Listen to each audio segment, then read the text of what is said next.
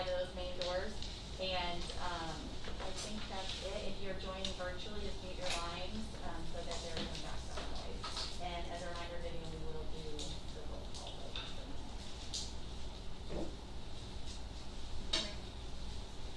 I'd like to call to meeting to order. Meeting of the Macon County Board of Sorry. I am going to go ahead and start the recording. Give me just 1 minute here. Oh. And IT, I'm sorry, I forgot to count off IT, my apology. So we'll let them count us off. Of course, by being present at the meeting, you are giving your consent to be recorded. So we'll wait for We're live. 3, 2, 1.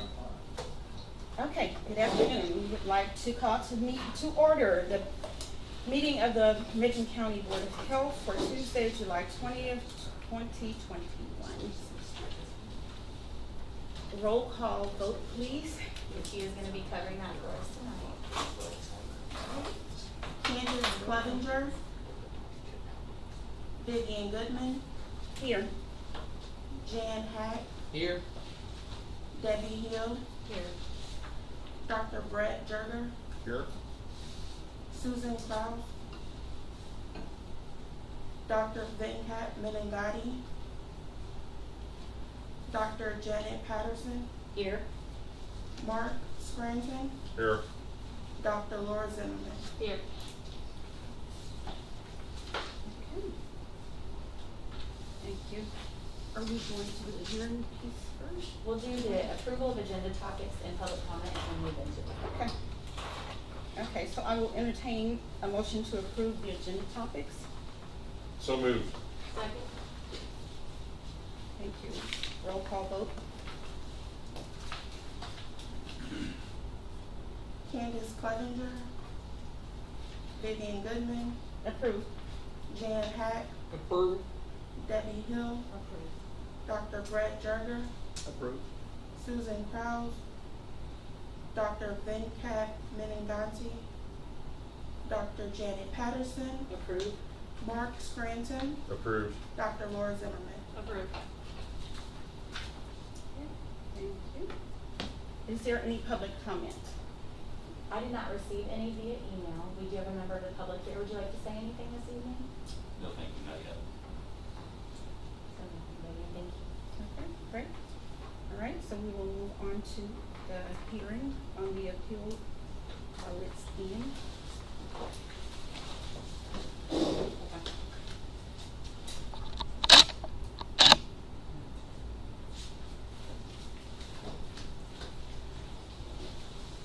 Is there a place you'd prefer me to stand? I don't know if I need to. Up in the Okay. front area. All right. Thank you.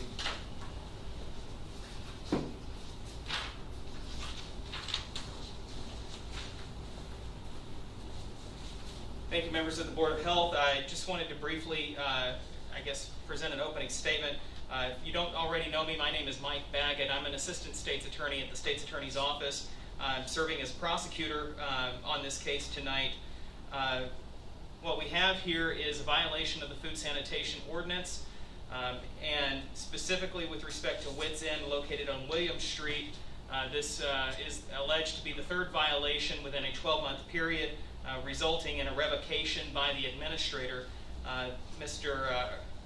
Cohen, I believe, has filed an appeal and a request for hearing with the Board of Health, appealing the administrator's decision to revoke the food permit. I am here tonight to present evidence regarding the most recent inspection on July 6, 2021, as well as evidence regarding the two prior inspections, and to argue for sustaining the administrator's decision to revoke the license. I will present the evidence momentarily by calling witnesses. Of course, representative from Wits End will be able to cross-examine the witnesses if desired. We'll present argument as indicated in your agenda. And ultimately, the board is tasked with one of three options here. The board has the authority to sustain the revocation as entered by the administrator, to modify the revocation in any way that the board deems appropriate, or to rescind the revocation, again, by majority vote of the board, whatever the board decides to do. All I have in terms of an opening statement, I don't know if, Mr. Cohen, I'm sorry, I don't know who, What do you want to know? I didn't know if you wanted to give an opening statement before I present evidence, or if you wanted to just jump into the hearing. Well, what I'd like to say is I've been operating restaurants in Decatur for 42 years, okay? And this is the first time I've been here, okay, after 42 years. One of those violations was just a cracked pipe in the floor, and I'd already called the plumber, okay? And it wasn't serious. It was not a health hazard in my opinion, or I didn't know it was. They said it was, but you know what I'm saying? It was in the cold of the winter, and the pipes running to the bathroom and were underneath the ground in the floor. And I had a little leak on one of them, okay? So I had the plumber come in and replace the pipe, you know, we would bypass that pipe and was around it. But it wasn't, I don't know why it was a health hazard, because it was just, it might have been a little bit of water hazard, you know what I'm saying? But it wasn't a health hazard, just my opinion. Was there anything else you wanted to say, sir? Well, I'll get into, they got too many cockroaches, this is about, okay? So I've hired the third company, okay, to replicate it. Okay. I have proof here, what they've done, and hopefully it'll cure it, okay? Did you want to say anything else, sir? Not right this moment. Okay. With the board's permission, I'll go ahead and call the first witness. We'll call Colleen Murphy.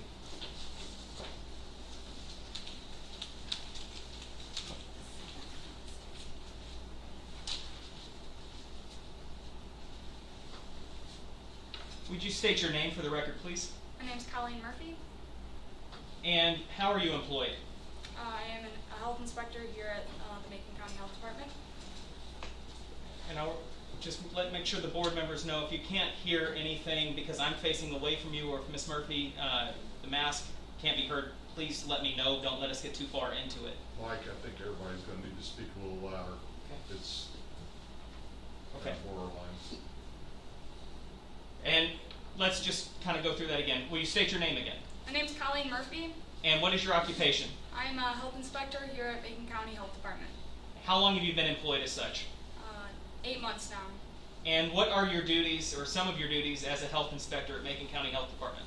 I do routine food inspections. I address food complaints. I also do some wells and septics. And what standards do you, I'm sorry, what kind of education or training have you had in terms of being a food inspector in particular? My education background, I have my master's in public health, and then my training leading up to being a health inspector. I did new sanitarian training online, and then I shadowed a health inspector for several months, and then I was officially certified as a health inspector under Kathy Wade. And are you certified by the state of Illinois to conduct health inspections? Yes. What standards do you use in conducting inspections of food establishments? The FDA food code. And I'd like to direct your attention to July 6th of 2021. Are you familiar with the complaint that was received on or about that day? Yes. And what was the nature of that complaint? Cockroach activity. And where was the cockroach activity alleged to have occurred? A customer ordered a salad for pickup, and there was a cockroach in the salad. Where was that? From Wits End. Okay. Is that the Wits End location at 3663 East William, Decatur, Macon County, Illinois? Correct. And did you conduct an inspection after receiving that complaint? Yes, I conducted an investigation to the complaint on the 7th. Okay. With respect to the complaint that was received on July 6th, was there a photograph received by the Environmental Health Division? Yeah, we were emailed 3 photos. Okay. I'll show you what has been marked as Government Exhibit 1. Was this one of the photos that you received along with the complaint? Yes. And is the exhibit that's been displayed on the screen here and is being passed around to the board members, Does that fairly and accurately depict the photograph that was received along with the complaint? Correct. Yes. And can you identify for the board members what appears to be circled in red on the picture? A cockroach. You indicated that you conducted an inspection of Wits End on July 7, 2021. On the day of the inspection, did Wits End have a valid food establishment permit to operate in Macon County? Yes. What, if anything, did you find during your inspection? I found cockroach activity and fly activity, housefly activity. Did you document some of your observations that you made during the inspection? Yes, I took several pictures. Did you also complete a written report? Yes. And we're going to go through the photographs.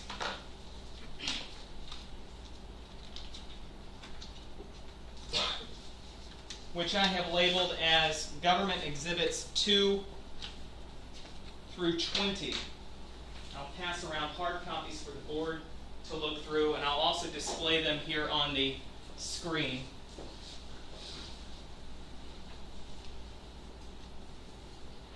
In exhibit number 2, can you describe for the board what this photo appears to show?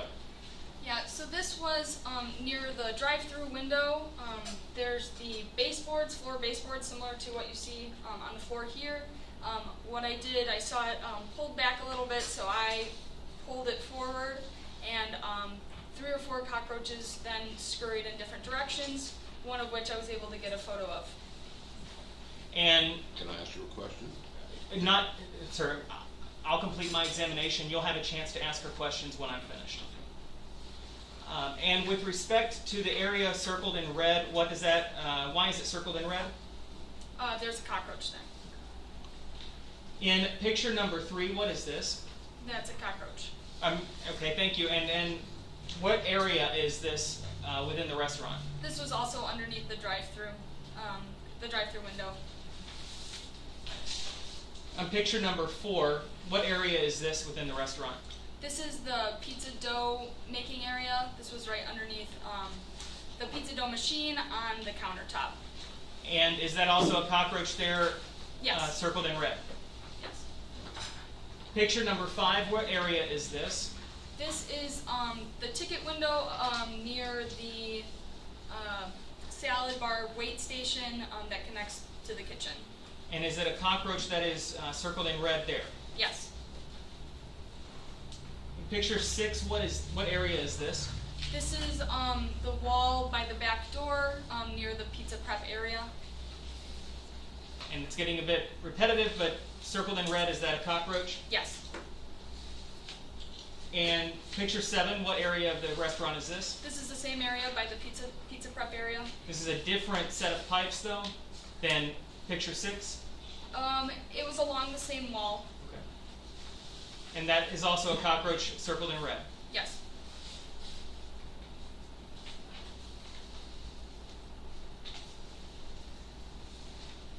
Here's exhibit 8, may have been left out of the slides, but here in exhibit 9, what area is this?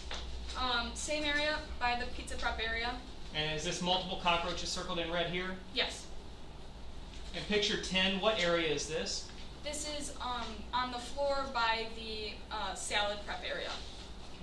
And is that a cockroach circled in red? Yes.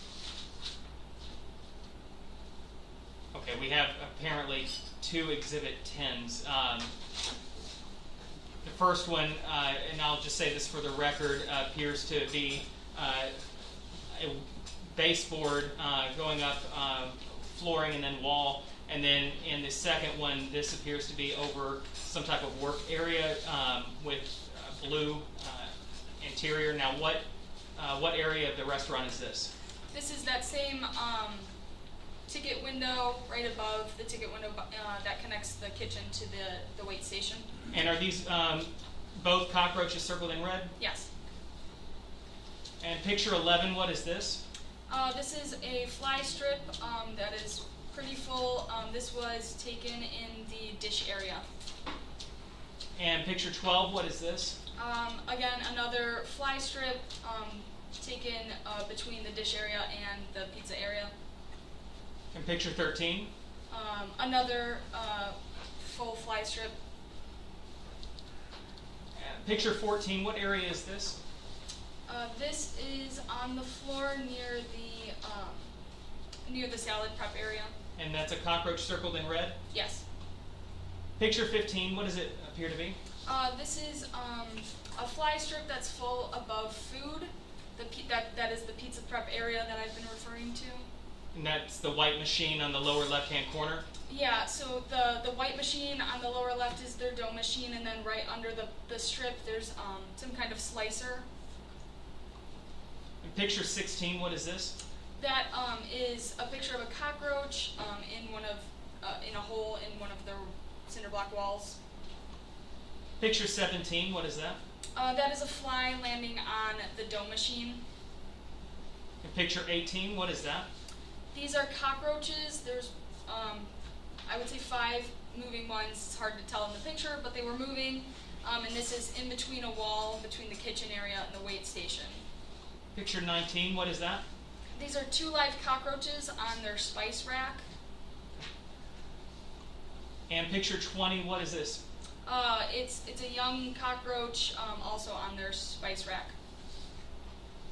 With respect to the exhibits 2 through 20, and I believe the exhibits going around with the board, the hard copies, you're going to see an 8 and a proper 10. I think when they converted over to PowerPoint, the 8 got renamed into a second 10.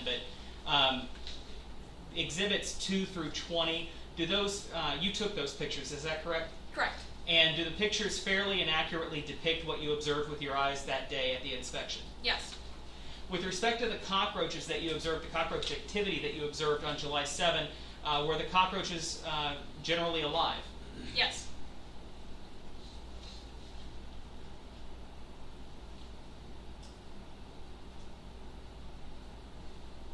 Based on your training, education, and experience, Ms. Murphy, how serious were the violations that you observed on July 7? They were fairly serious. Cockroaches are known to carry foodborne illnesses, and there was lots of live activity on food contact and non-food contact surfaces. Pursuant to the food code as well as the Macon County Food Sanitation Ordinance, does active cockroach infestation constitute an imminent health hazard? Yes. What action was taken upon the completion of your inspection? When I completed the inspection, I called my supervisor, Kathy Wade. She and Brian Wood came out. They verified the activity, and at that point, I wrote up the report, and it was a closure for the restaurant.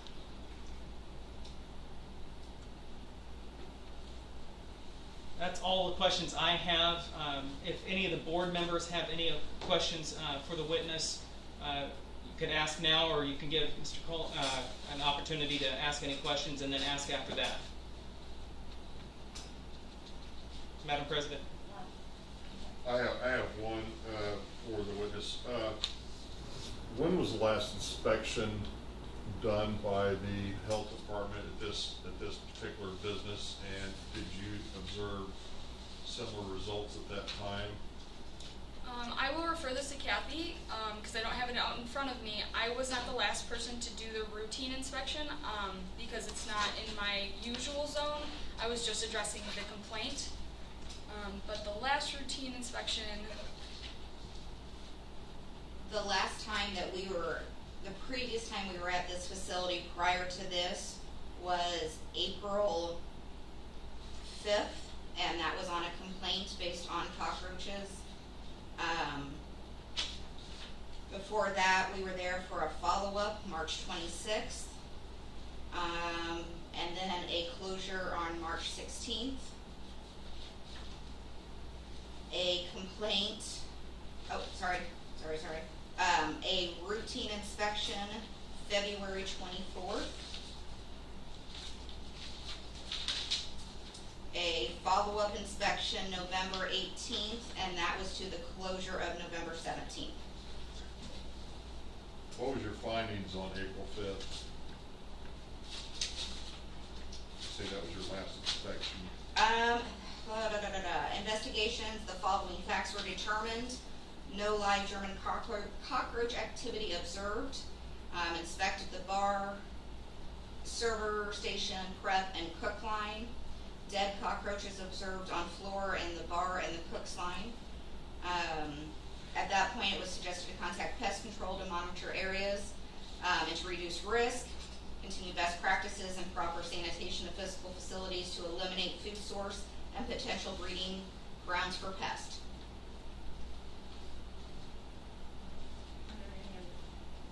Al, do you have a contract with the pest control? I had Nelson's for 20 years. Okay? And I kept having problems. Okay? So I finally fired him. Okay? At both places, okay, had problems. And I hired TE Pest Control. Who? T-E? Pest Control out of T- Lawrenceburg. T-E? TE Pest Control. Thomas's name. And he got him under control for a while. Because I watched him. He said he spent an hour there spraying. Okay? What you people have to understand, what they're allowed to spray isn't what it used to be. You can't use chlordane. You can't use several different things, okay? How old's your building? 60 years. So's Gabby's, 60 years. Had the same problem there. So what I did after this last incident was I hired Orkin. And they fumigated the restaurant. Do you have to shut down during that period? I was closed, yeah. I stayed closed. I'm still closed. I didn't know how that was when they do that. Is it like a bomb or something? Yeah. It gets in the ceiling tiles. You know, you get in the walls. Now, the one comment about, she pulled off the rubber stripping around the building, you know, around the walls, and they were behind there. Probably every restaurant's got them. If you want to pull the stripping off, you're going to find them in every restaurant. Just about, you know. There's no such thing as eradicating cockroaches, 100%. You have to keep them under control because they come in with the produce. They come in with the boxes. I've been doing this for 52 years. This is the first time I've ever had this problem. No. As I said, I had 2 different companies. They didn't get the job done. Orkin guaranteed the job, and I have You the have proof. paperwork here. You have proof that you have it. There won't be, I had the same problem at Gabby's. And I was supposed to go in front of a board at Gabby's too, but you didn't get a quorum up, so they let us reopen. But Gabby's has not had a cockroach problem since I hired Orkin. So I hired Orkin again. Do you like it? Yeah. As long as they get rid of them, you know, that's fine. It cost me $1,200 Sure. just to initial it. Okay, are there any other questions from the board for Colleen?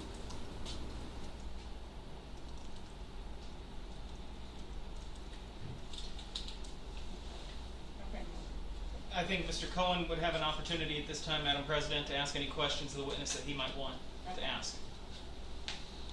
Well, I'm not denying we had cockroaches, okay?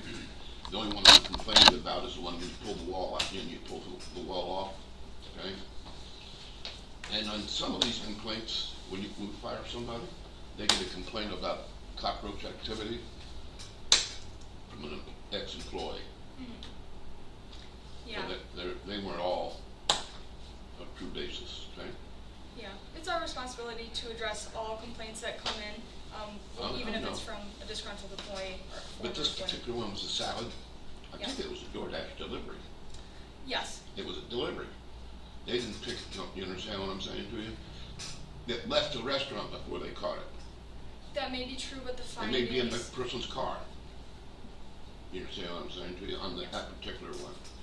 Because the girl that made it said she got a fresh head of lettuce and cut it up and put it in it. So I just go by that.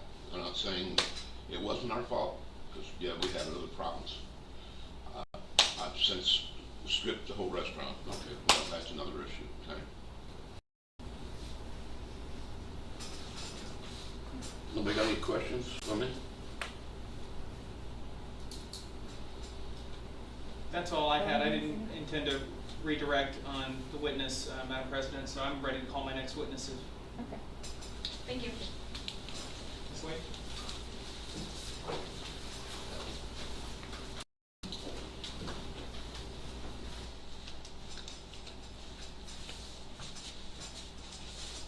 Will you state your name for the record, please? Sure, Kathy Wade. And your occupation? I'm Director of Environmental Health and Emergency Preparedness for the Macon County Health Department. How long have you been employed by the Macon County Health Department? 17 years. And how long have you been the Director of Environmental Health? 12 years. What are some of your duties as Environmental Health Director? They actually kind of have a lot. So every inspection, whether it's a well, septic, restaurant inspection, they come to me for review. That includes opening up restaurants. That includes the installations of septics and wells. I'm also in charge of all tanning and body art in Macon County and those inspections. We handle West Nile. We do a little bit of everything in the county. Can you describe your education and training for the board? Sure. I have a bachelor's in biology, and then I also am a registered environmental health sanitarian with NEHA, which is the National Environmental Health Association. I also have my licensed environmental health practitioner license through the state of Illinois. And could you describe for the board, you've done this somewhat just a moment ago, but just so we have it in a clear definition, the history of closures at this wit's end since November 2020? Do you want me to start from November? Yes, please.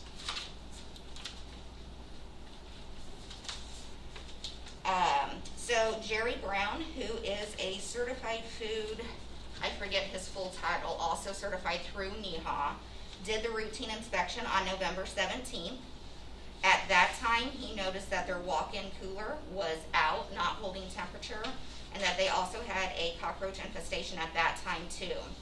So with those factors, based on those two imminent health hazards plus the other factors that he saw during that inspection, he did call, say we need to do a closure, and I believe Brian went out, I can't remember for sure. But we did go out on that one, as a supervisor always goes out with any time that there is a closure to double check that what the inspectors are seeing is exactly what they should be seeing. So at that time, the order was given to close, so we did close him. It looks like on November 18th, the repairs were made to the walk-in, so now everything was holding temperature again back down in the 32 to 33 degree range. Pest control treatment was conducted by T&E Pest Control Services. During follow-up, there was no live German cockroach activity. And again, he went through, best practices to make sure that everything, sanitation things are still going on with that one.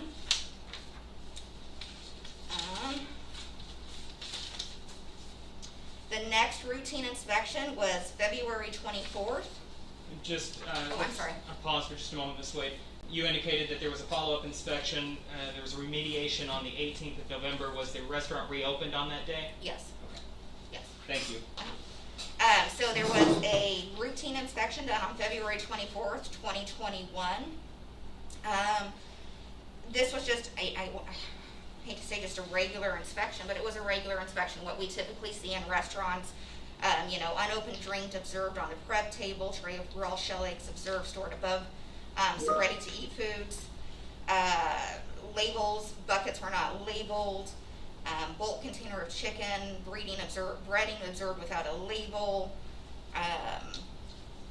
Black organic matter observed on a rubber air curtain. Excessive debris observed on gaskets of the pizza production area. Heavy dust buildup observed. Damaged floor tiles, and no manager observed with an ANSI accreditation.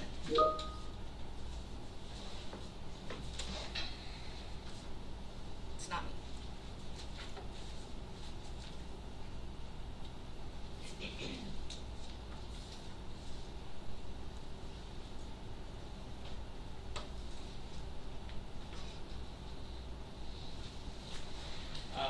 But no closure occurred in that February routine inspection? No. Okay. The violations that you described, typical violations, but they didn't warrant closure, they weren't imminent health hazards? Correct. What was the next inspection? It looks like then we were called out. We received 3 complaints all on March 3rd, 2021, stating that there had been standing water by the cash register ice machine area. Watched a staff member mop it up, later saw standing water. Again, noticed quite a bit of standing water between the bar area and watched staff slipping all over the place, and water leaked behind the bar for the last week. Workers are sliding all over. Still no change last night when customer was there. So Brian Wood at that time did go out to do a complaint investigation to see if the complaints were founded. They were. I'm gonna say probably there was probably an inch and a half of standing water through quite a bit of the front area by the bar area and that kind of stuff. At that time, we decided that because there was a lack of potable water for washing hands, especially up in the bar area and in the bathrooms, along with the water supply being below the recommended PSI did not go into a boil order, that the facility was going to be closed at that point. What happened after March 23rd? March 3rd, you mean? I'm sorry, March 3rd. March 3rd.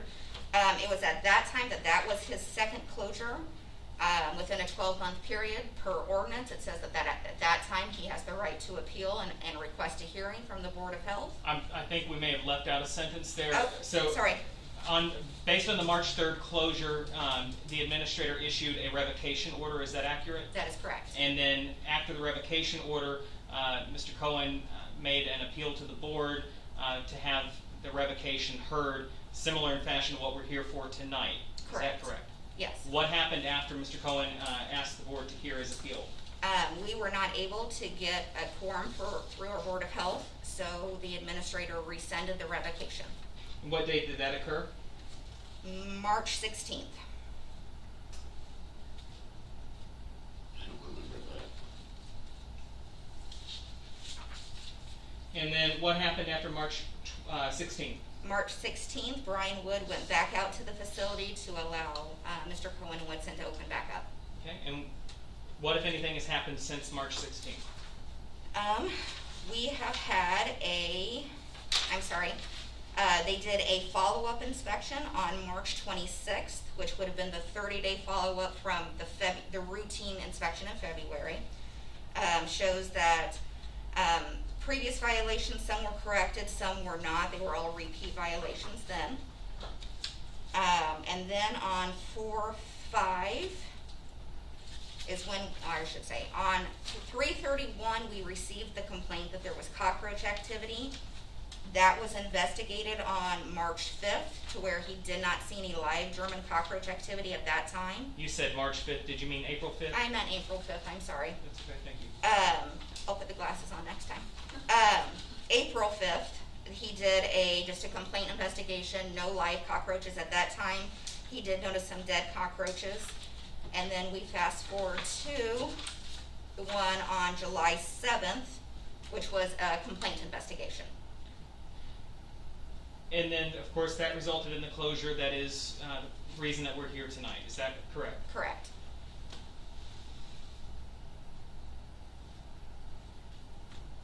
Those are all the questions I have for Ms. Wade. Mr. Cohen, I didn't know if you had any questions for her. Were you my inspector at one time? Yes, many times. Many times. Okay. And did you normally find that I ran a fairly decent restaurant? We never got closed. We always had some problems. So does everybody. Agreed. Okay. The major problem here is they can't get rid of the cockroaches.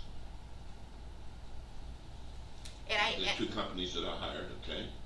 Nelson's is a well-respected company. They can't get rid of them, could they? And we spray it twice a month. And the other guy was doing fine for a while, then he went to hell. The water leak, I already called a plumber, trying to, it was a tough time. The pipes were frozen everywhere. So it took a while for him to get I didn't realize the water was a health hazard. You understand what I'm saying to you? Otherwise it wouldn't have been closed. I didn't close it to begin with. And I couldn't find the water leak to begin with. So I had to call the plumber out. He had to tell me where the leak was at. As far as that part of it goes. Agreed. Did any health board members have any questions for Ms. Wade? That is all the evidence that I have for the board tonight. Certainly, Mr. Cohen has an opportunity to testify or to present any evidence on his behalf.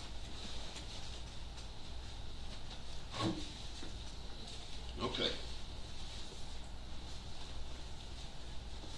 I have some papers here, pass them on around. I hired Orkin to clear the restaurant up without the cockroaches. The violations aren't the normal ones, okay? Since I've owned that restaurant, I've replaced every piece of equipment in it. The walk-in cooler is brand new. The freezer's new. All the equipment in the kitchen's new. It was all wood when I bought it 23 years ago. Okay, and I've operated it for 23 years. I redid the parking lot, I've redone the inside. I've lived through the pandemic time, which has been this particular time. Okay, I guess I made a bad judgment about the next guy I hired. Okay, it was a local guy. I thought he could get the job done. He was recommended. He didn't get it done, obviously. Okay. And Orkin promised to get rid of them. I had the same problem with Gaddy's. I haven't had a cockroach at Gaddy's for 2 months. I haven't seen a live one. Because you gotta go in the walls, you gotta go in the ceilings. Because both these buildings are 60 years old. How long ago did you get Orkin? 2.5 months 2.5 months. at Gaddy's, okay? No, I'm talking about, what's it? Well, 2 weeks ago. Oh, 2 weeks. I hired them as soon as I got, you know what I'm saying? As soon as this incident happened. I felt bad for the guy, you know. It isn't money that was the issue, it just, he was a nice guy. So was Nelson's, but they couldn't get the job done. And then since then. He said he couldn't get the job done. Well, obviously, you closed me for cockroaches. I didn't. I know. But I'm sure, I didn't know you were on the board. I'm sure we all, you know, if you're in the restaurant business, you know you got a cockroach. Because it comes in, the idea is that you have to get rid of them when they spray. But you know how important it is to have, I'm a firm believer in having, a reputable, and some of those you mentioned aren't reputable. Reputable what? Reputable pest control. And one of them I know is not reputable. I had them for 15 years. Who's that? Nelson's? Yeah, well. I didn't run into a major problem until. But once you let them go like that, they're gonna control, they're everywhere. They're No, everywhere. They're everywhere. I'm not gonna disagree with you. Okay? No, I'm just saying, And then since this incident, I went to the restaurant and we cleaned everything. Power washed the kitchen floor. Power washed the hood, had it done. I cleaned everything out, threw everything away that was bad. Do Okay? you think they can get rid of the problem? Well, they did the Gaddy's. No, but at what's it? Oh, yeah, they'll get rid of them. They said I can't get rid of them overnight, So but I if get them under control. if you stayed down, shut down, and got your place perfectly, the way the Clean. health department wants it, perfectly clean, perfectly no bugs, I can't guarantee, well, we're still getting bugs, they're dying, but we're getting them. yeah. But They- it's they were gonna there- take, they were it's there probably today. gonna take a couple months They for were, that they were there today with, spray. Okay, we have some. Not other spray. questions. Were you done presenting your evidence that you were going to present? Because we have some other questions that. I No, don't just wanna- point of order, I'd like to stick to the schedule of evidence being presented, so I'd like to know if he's got anything else I've besides been shut this. down before, but I never had my license taken, okay? And I said, I've been doing it for 52 years. I employ 100 people in Macon County. I own Causes Restaurant, I own the one in Macon, and I own 2 in Decatur. And, they're all old buildings.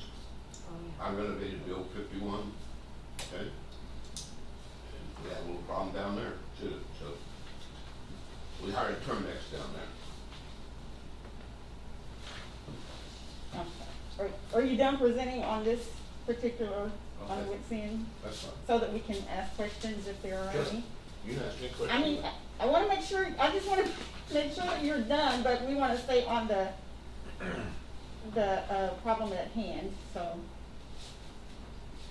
Okay. Yeah, You're done with the evidence? I'm done. Are there any questions from the board?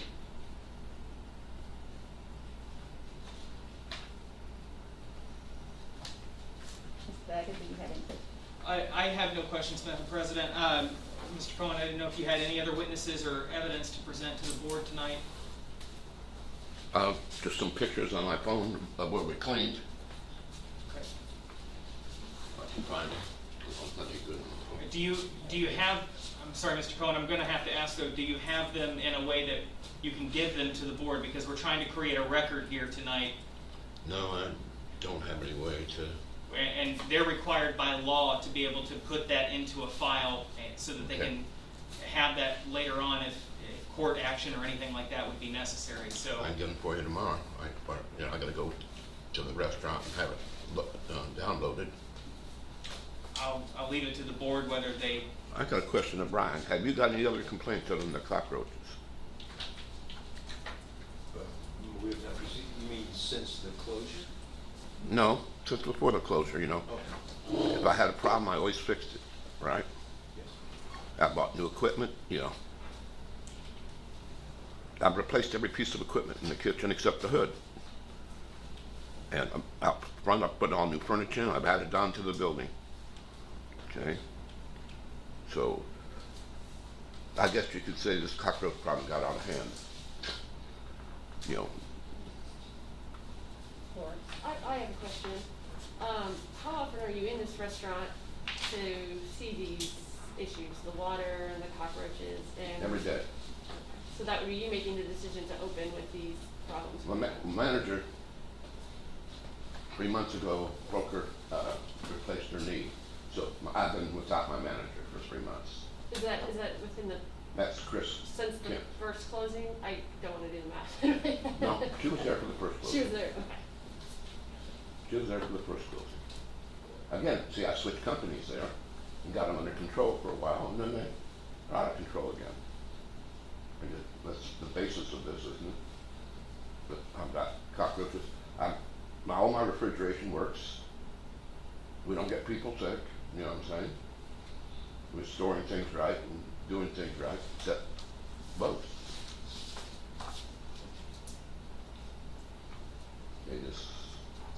They're not easy to get rid of.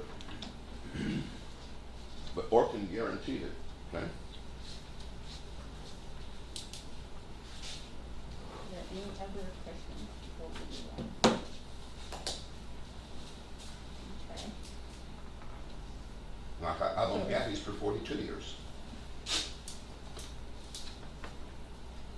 So we're ready for, argument or recommendation? I'd have to talk. I think I'll go first in terms of recommendation and argument, Madam President. My argument is that the July 7th closure was justified based on the imminent health hazard due to the active cockroach infestation at that time. As evidenced in the photographs that was sent with the complaint, the actual food was contaminated. I know there's some argument that, you know, we can't know whether that occurred inside the restaurant or in transit, given the fact that it was a DoorDash delivery. But again, we can see the pictures of what was present in the restaurant the day after the complaint was made. There are cockroaches all over the food prep areas throughout the restaurant. It's an active infestation. So it is not only reasonable, but I think justifiable to believe that the complainant did in fact find a cockroach from the restaurant in their food. So it's not just an issue of an active cockroach infestation in the restaurant, it's an issue of food actually being contaminated, food that is being sold by the restaurant. As indicated in the evidence, this was the third closure of the restaurant in the span of a 9-month period between November 2020 and July 2021. It was the second closure for a cockroach infestation, the first being in November of 2020. As Mr. Cohen has indicated, and I accept, and I'm sure there are members of the board with experience here, you know that you can't eradicate cockroaches. I don't take issue with that comment. That is a true statement. Cockroaches are known to be persistent. But you can't have an active infestation if you're running a food restaurant in Macon County. You just can't. When you are aware in any way, shape, or form that you have a cockroach problem, it is incumbent on you to take immediate and extreme action to take care of that problem. The evidence here is that the owner was aware of the problem as long ago as 9 months. There was repeated incidents between that period and July. He's indicated that he's gone through multiple pest control facilities. I appreciate that, I really do. But 9 months is a long time to still have an active infestation problem. And that is where they found themselves in July. The food sanitation ordinance gives the administrator the authority to revoke a food permit if a person or an establishment has 2 suspensions during a period of 12 consecutive months. That constitutes grounds for revocation of a permit. I would argue here today that revocation was justified at the time, that it is within the board's prerogative and discretion whether to sustain that revocation. Of course, you have the right to modify it in any way the board deems appropriate or to rescind the revocation. I would argue on behalf of the health department that revocation was appropriate and that the Board of Health should vote to sustain the revocation. Thank you. Thank you, Mr. Poland. Yes. Madam President, I have questions for the state's attorney for follow-up. So, a couple things, Mike. Can you guide us as we move forward with this in our decision?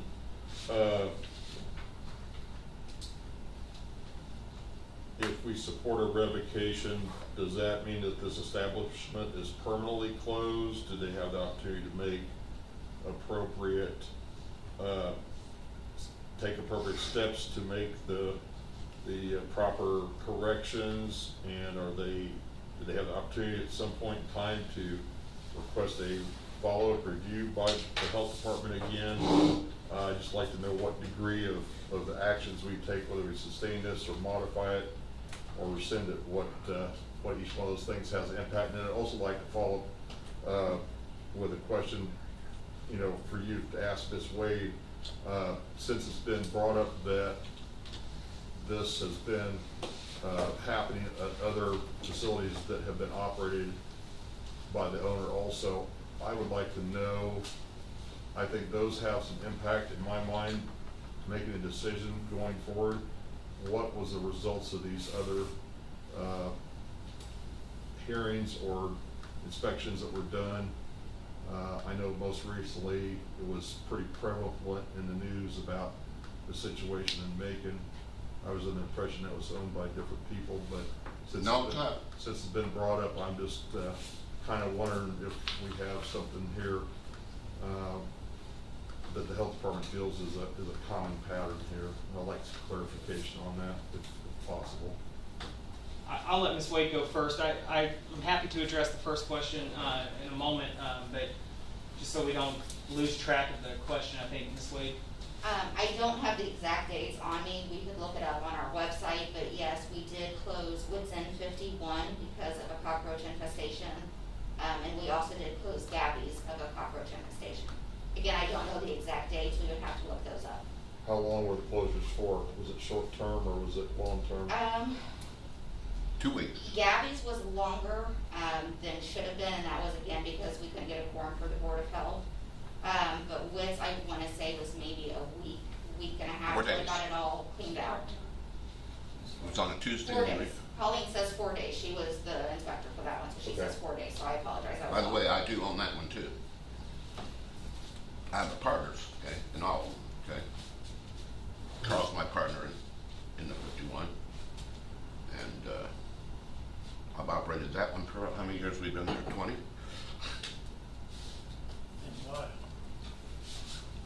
Another old building. And we remodeled that one completely.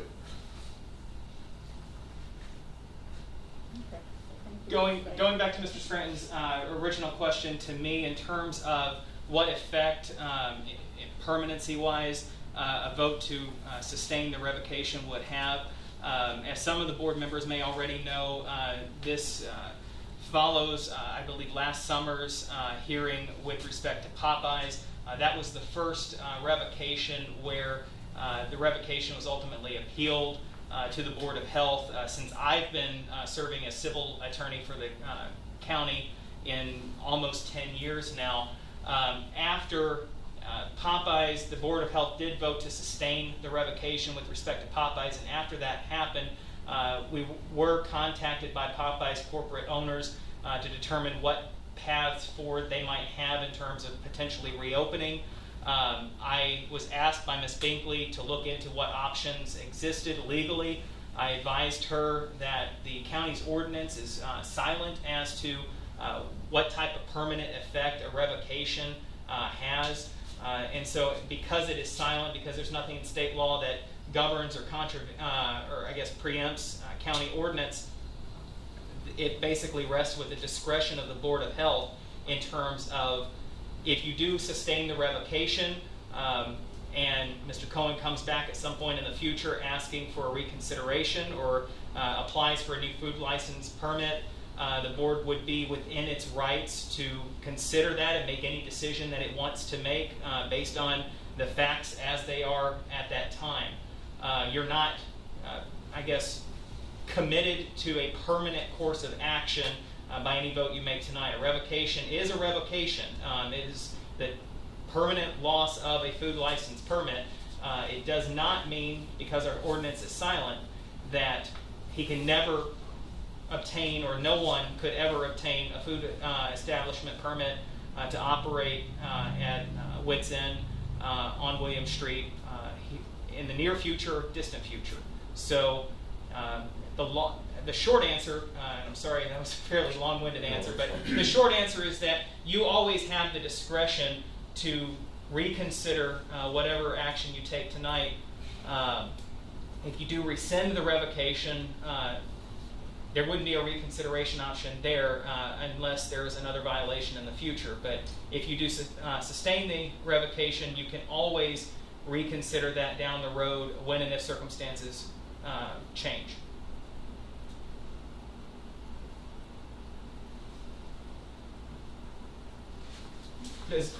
I don't know if that made more questions for you or if that answered what you were getting at. That's fine. I want clarification. That's exactly what I wanted. Mr. Cohen, you have argument or recommendation? As I said, I've taken the major step, okay? A little bit my fault, a little bit bugs. They guaranteed they would get rid of them, okay? So, for me to get open, they have to do a reinspection, and it has to pass, all right? As far as I know, it will, okay? We stripped I went through the restaurant myself and with my help, and we cleaned from top to bottom. There's no speck of food on the floor, so there's nowhere for them, and they're still injecting in the walls. It's going to be a continual thing. Did I get rid of all of them? No. Will I ever get rid of all of them? Probably not. Okay. But there's not enough of them to cause a problem. You know what I'm saying? They're in the walls. They don't come out. Okay. The only ones I've seen lately, little teeny ones. A cockroach, when it dies, still hatches a baby. That's what I've been told. You got any questions to me about it? I'm going to answer anything. So I've been doing this for a long time. Sometimes I'm over involved, you know. You get burnt out a little bit once in a while. But the water, that closure wasn't my fault. I didn't look at it as a hazard, you know what I'm saying? It wasn't that big a deal, we just mopped it up every so often. But I couldn't find the leak, because it was in the floor. No one wanted to work on it during the COVID? No one wanted to come and look at that? Right, it was freezing. I finally called not a plumbing company, but who did I call to fix it? Robbie, King Larry fixed it. Okay, all pipe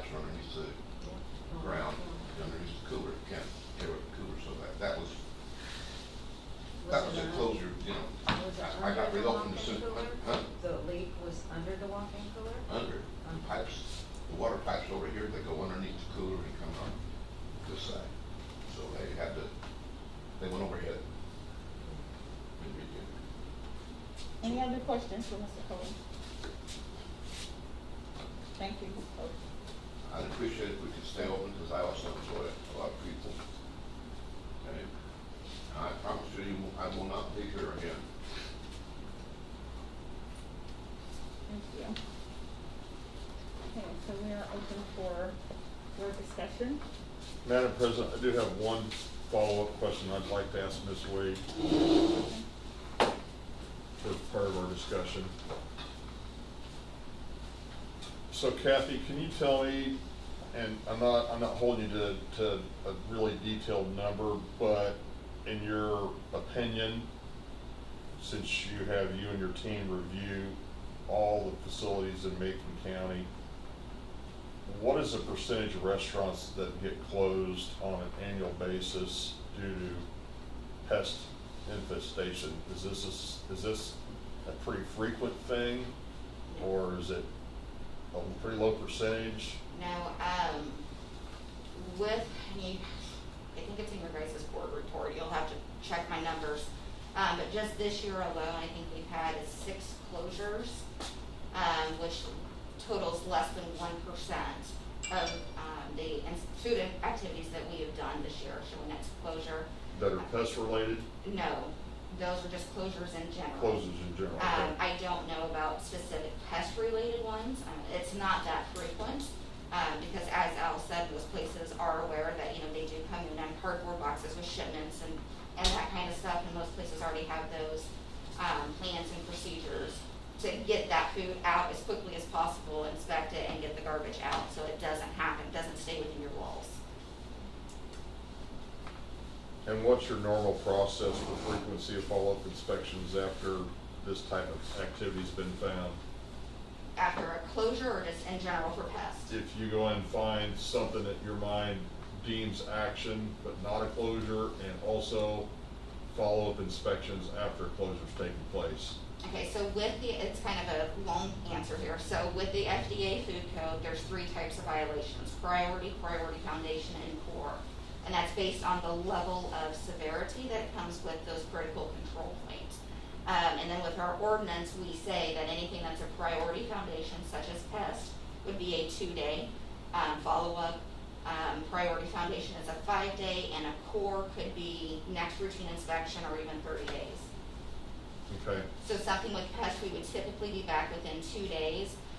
So let's just say that it was just an excess amount of flies that we noticed in the kitchen area. Again, not necessarily to the level to where we need to do a closure, but still a number that should be controlled. We would come back in 2 days. We'd ask to see not only like any type of pest control records to show that you did get somebody out there, along with some of those preventative measures that shows what you've done now to prevent those from coming in. Whether it's an air curtain, a screen door, the gaps, anything like that, we would ask to see those. Do you make a recommendation or a requirement that restaurants develop a HACCP plan to address these types of issues? No, it is not required through FDA or IDPH. But do you make a recommendation to do it? No. Okay. We review HACCP every single inspection, and on the inspection form, you'll see the HACCP topic that we discussed. But one thing that most people just aren't aware of is a true HACCP plan is very, very detailed, and it is a very difficult plan to actually do. It's not just something as easy as writing some words down and some steps. It is a very difficult thing. And most of our facilities do not have those HACCP procedures, like an ROP or anything like that. So if we were to keep this revocation in place as a consideration as opposed to a modification, what are some options that the board could consider to meet the needs of the business, but at the same time meet the needs of the health department? So you're asking what you could do to modify the revocation. I think, I haven't seen what else passed around, but, getting that pest control is definitely a big step. Getting them in there more than just once a month or twice a month, especially when you have that large activity. One of the things that Al did say was correct is that the chemicals from 20 years ago we can't use today. However, that doesn't mean that there's not chemicals that do work in those food contact areas. The biggest thing with cockroaches is as soon as you see one, you have to address it then. You know, in this situation, you know, it was daylight. Everything was on, the lights were on, all of the equipment's on, there's people in there, and you could still see the cockroaches going up and down the walls. That signals right there a pretty good infestation, because cockroaches don't like light. They like to stay where it's nice and dark and warm, and they like to be stuck together. So that's one thing that I think that if you wanted to do any type of modification is to show that increased pest control being in that facility. We could increase our inspections, our follow-ups. One of the things that we did with Popeyes was basically said, you know, hey, we're going to give you this one last chance. If it happens again, there are no more chances. You will be closed, and we will revoke it. And that's how we handled Popeyes, and they weren't able to uphold it either. So that's part of the reason why they were revoked. Yes, Did you say the same thing to Al and Carl? Say the same thing to what? I'm sorry? Did you say the same thing to Carl and Al about what you told Popeyes? Did you? No, because we haven't gotten to that step yet at this point, at this point. Kevin, I have a question. I think when you talked about the water on the floor, the way your report described it, it seemed to be a little bit different than how it was described. Would just a reasonable person think that it was a health hazard, or was it? There was a substantial amount of water over a substantial amount of space within the facility. It was all behind the bar. It was coming out from behind the bar and going back into the kitchen. And that line also affected the bathrooms and the water in the bathrooms. Do they have to? I remember with the Popeyes, they had to like keep logs of the water and temperatures and stuff like that. Does a restaurant like this have to do those kinds of things? Again, it's not mandatory. We always recommend it, so that way you can see as soon as something's going wrong, but it's not mandatory. Can I explain something about the water and the pipes and stuff? Can I say something like that?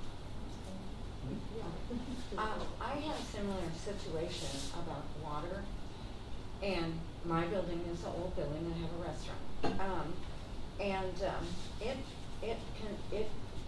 they had to come literally and jackhammer this much of my floor. The old pipe that was cast iron, all on the bottom was rusted out. So all the water, but we couldn't figure out. I mean, I would have had to tear my whole restaurant up. I didn't know where it was. But it cost me almost $12,000 just to get, and it was where a Y off to the bathrooms, and then in the middle of my hallway to go to the bathrooms, and underneath the kitchen drain. So they literally had to do all of that. And it was a big mess. And I understand that part of it. I understand that things like these old buildings do happen like this, and you can't see it, so you don't know.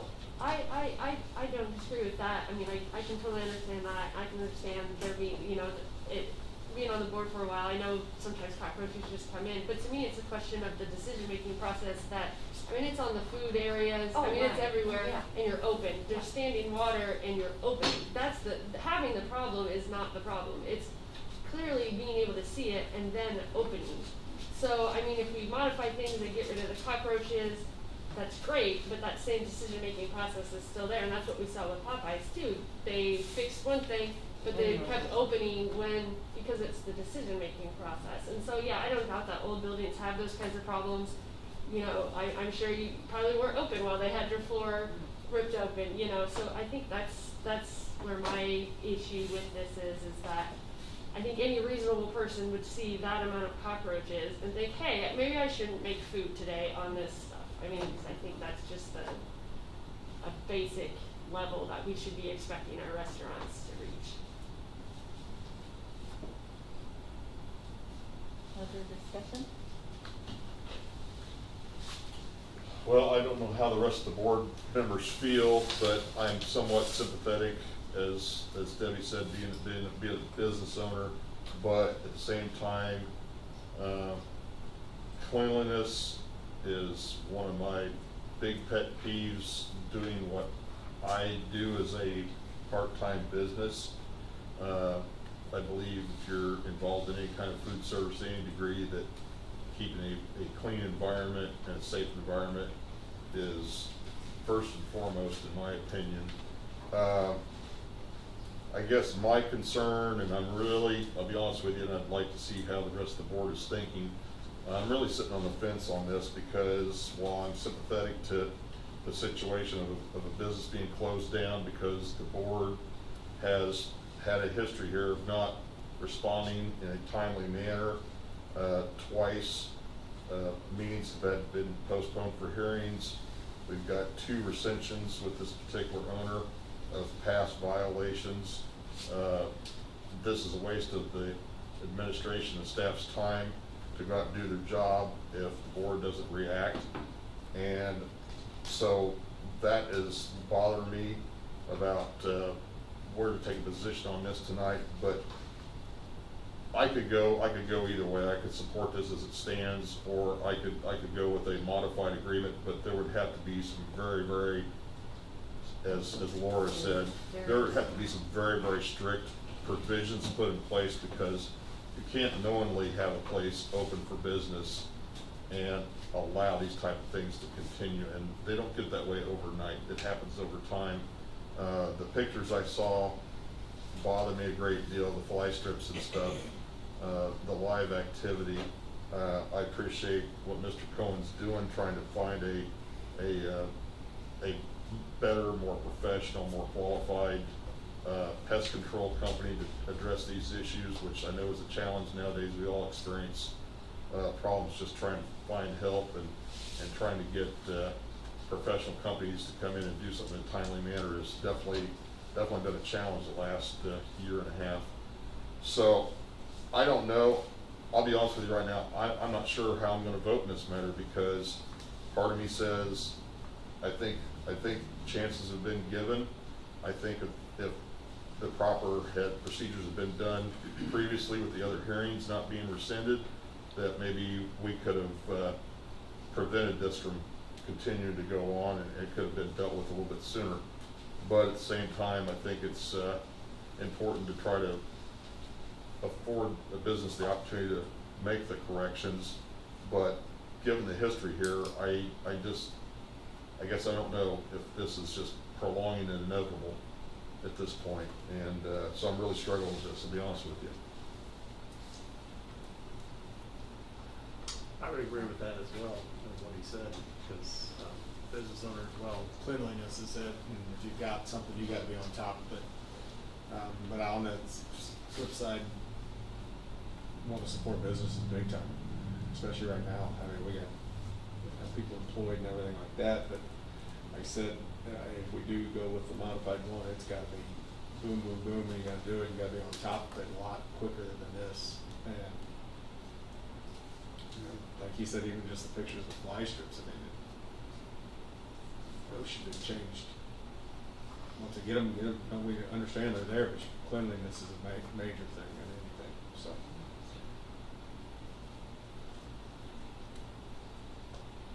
Mike, what tools can we put in place to enforce an agreement? Do we have any teeth in an agreement? Is it going to be kind of like, this is our wish list that we want you to abide by, and if you don't, we're not having a conversation again? I mean, to what degree can we basically hold the owner feet to the fire, so to speak, to make sure they continue to provide due diligence, to keep the facility to where we don't end up in this situation again?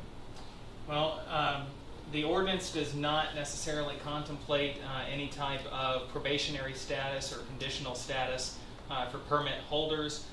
It doesn't necessarily mean the board doesn't have the ability to do something along those lines. What we have here is a revocation, and as I indicated before, I believe that the board does have the discretion to do one of three things, one of them being modifying it. The terms of that modification, I think, are up to the board and what the board is willing to go along with. In terms of what parameters, I don't know that I'm necessarily the most qualified person to say what parameters the board should put in place. I'm not asking you for that. I'm just Okay. asking you for opinion what we do. Brandy, as the administrator for the health department, how would you address this in the form of an agreement if that's what the board wanted to consider doing? So what we've done in the past and looked at doing or talked about doing was adding, like Kathy had mentioned, adding additional inspections, adding additional criteria as far as by what date certain things had to be done. Of course, that is more staff time and sending staff out to do that, which is fine because we do want to be a partner to businesses for them to succeed. I will say I share some of the same concerns that some of you have voiced, and I know that environmental health also shares that. I understand what you're saying about the past requests for hearing. However, I do think it's very important that if someone's having a problem in an establishment that they are proactive and responsible. And as the health department and board of health, I do think it's important that we protect the safety of our community and of the food that is served to them. So we would definitely, if it is the board's wish, we would definitely be able to do additional follow-up inspections and add in some additional criteria that they would have to meet. Like Kathy said, we have done that before, so we even have some things that we could kind of use as a sort of template in this situation. I think that I would also ask that you consider that Mr. Cohen did make the comment that at another establishment it did take some months to get some of that infestation under control. So in my opinion, I don't feel like it would be appropriate for there to be an immediate reopening or reopening inspection, but for there also to be a significant amount of time to get more of that under control. And then also, I don't know how you hold accountable other than what we've already done, but the decision-making process that Dr. Zimmerman mentioned, that he also has to take responsibility that if something is this bad, this was very obvious in the pictures, it shouldn't have taken us catching it or someone catching a cockroach on their food for the place to be closed. And we do always ask businesses to be proactive and close if they're in a situation. We don't want to close them. We would like for them to be able to do that. Has it only been this year that he's gotten these constant pest control things? Well, I don't have all the dates in front of me, but as was mentioned, he does have several locations where there have been issues. Right. And I think that it was almost a matter of luck that in the past, you know, there were a couple of hearings we couldn't get a quorum for fast enough that we decided that in order to provide that due process and make sure we weren't keeping the business closed too long, that the decision was made to rescind that revocation. But I think, I mean, this possibly would have happened and this revocation could have been sustained months ago because it was that bad. If I can interject for just a moment, we've touched on the fact that a couple of instances the Board of Health hasn't been able to have an emergency or special meeting in a timely fashion. And I just want to touch on that to clarify for the board. The ordinance provides that post-closure, post-revocation, or post-suspension, a permit holder can ask the Board of Health to basically take up the administrator's closure decision and for all intents and purposes appeal it. It says that that has to occur within a timely fashion, and that is the language of the ordinance. Now, we can get into constitutional protections and procedural due process and everything.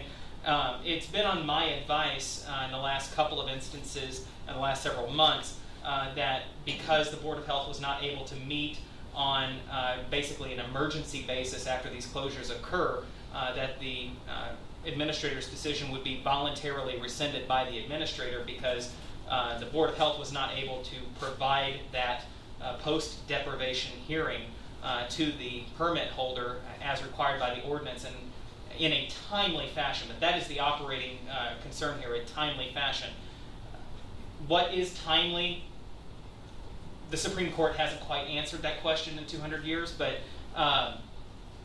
what we've faced in the past is, you know, when we're talking about a closure of more than 2 weeks, you know, this is a business that the board may not sustain the revocation, it may not sustain the suspension, and in that 2-week period, the business is out of business. People are not working, and so the equities, I think, weighed against continuing to close until the board could finally make quorum. And I understand that the Board of Health, unlike some boards, contains a number of members that your schedules are maybe less flexible than others. So getting everyone in the room in a timely fashion can be more difficult for this board than other boards. But unfortunately, it's the nature of the beast that we have here. But I don't want it to appear or be inferred that the Board of Health has been derelict in its duty or responsibility to permit holders.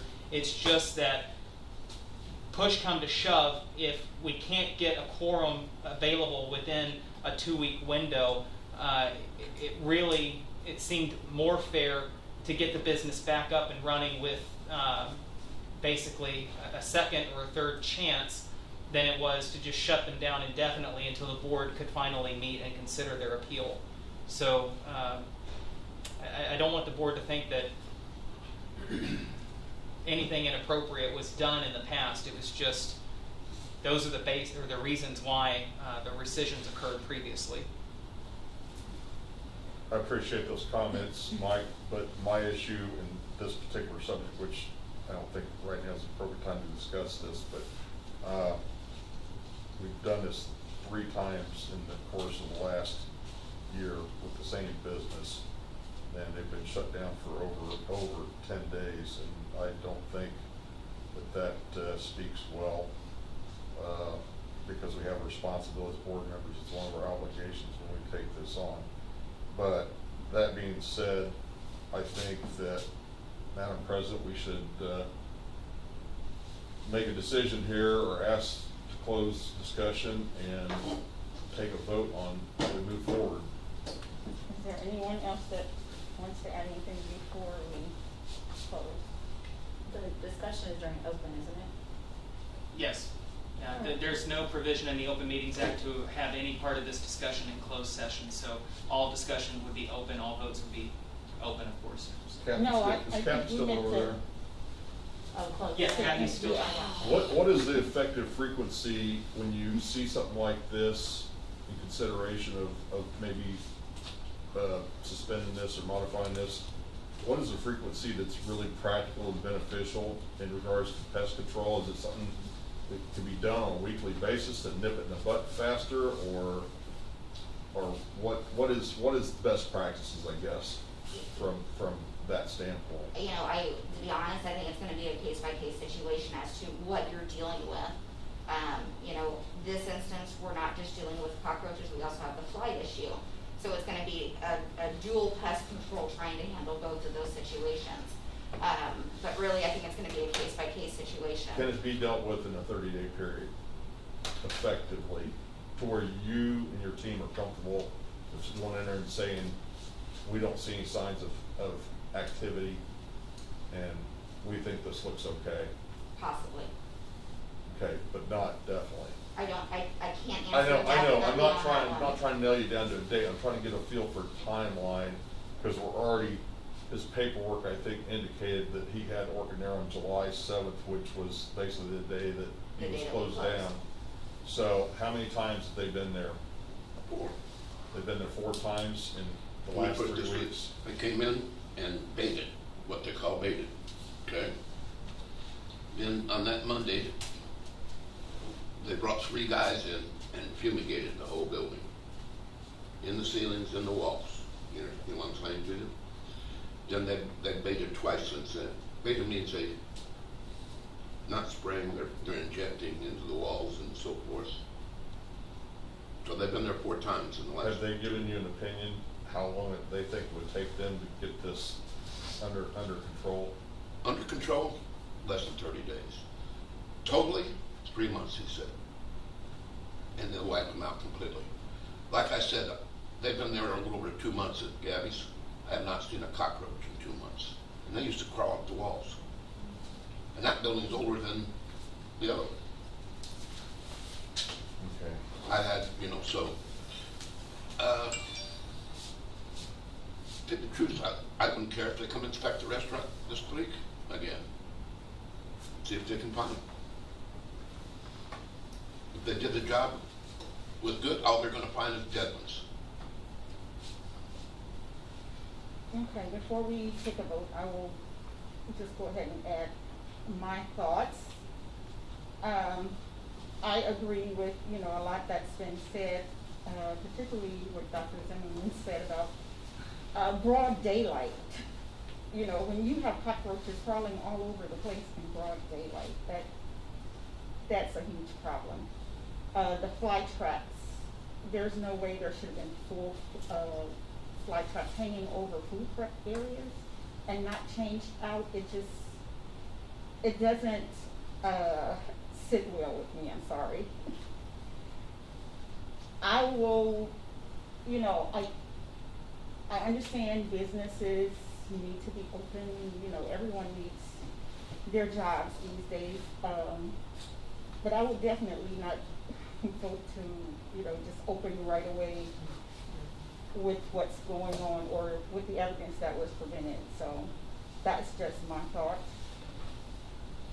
But, so we will. I think, my personal opinion, because I have a restaurant, if we would ask him to take all his equipment outside, except the walk-in cooler, I know, take the base off, because cockroaches love that glue that's behind the base. They love it. Take everything out, sanitize everything.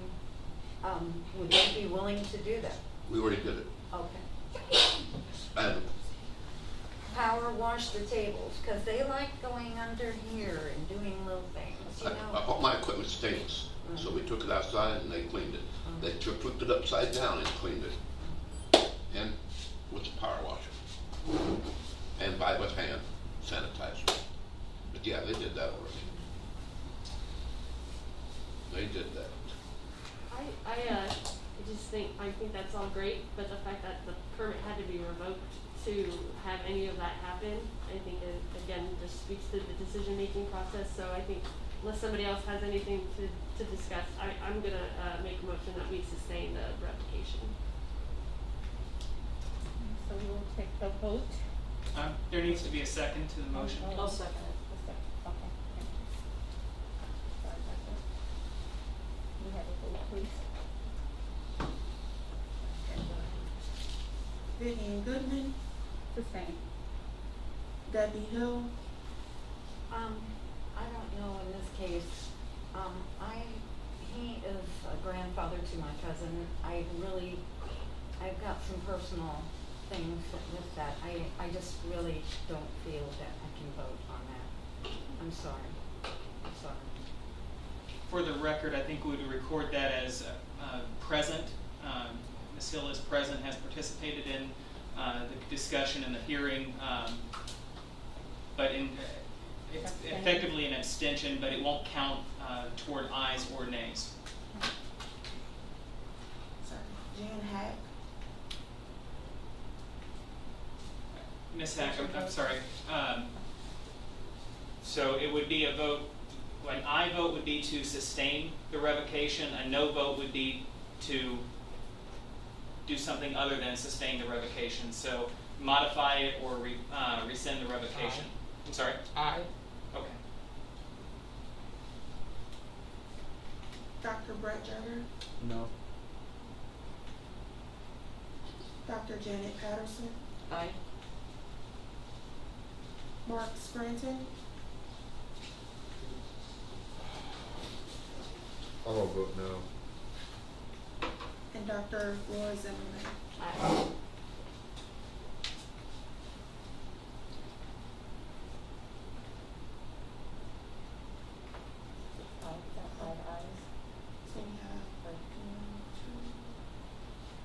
So we have 4 ayes, and 2 noes. So we have 4 ayes, 2 noes, and 1 abstain. Yes. So the vote to sustain the revocation was adopted, and that's. I will prepare a written decision that reflects the vote of the board, along with the details of the discussion and the findings, and then present that to you, Madam President, to sign on behalf of the board, and then we'll once that order has been entered, we'll give a copy to Mr. Cohen for him to pursue whatever avenues he wishes to pursue at this point forward. Thank you. Thank you. Oh, not necessarily. That's what they did.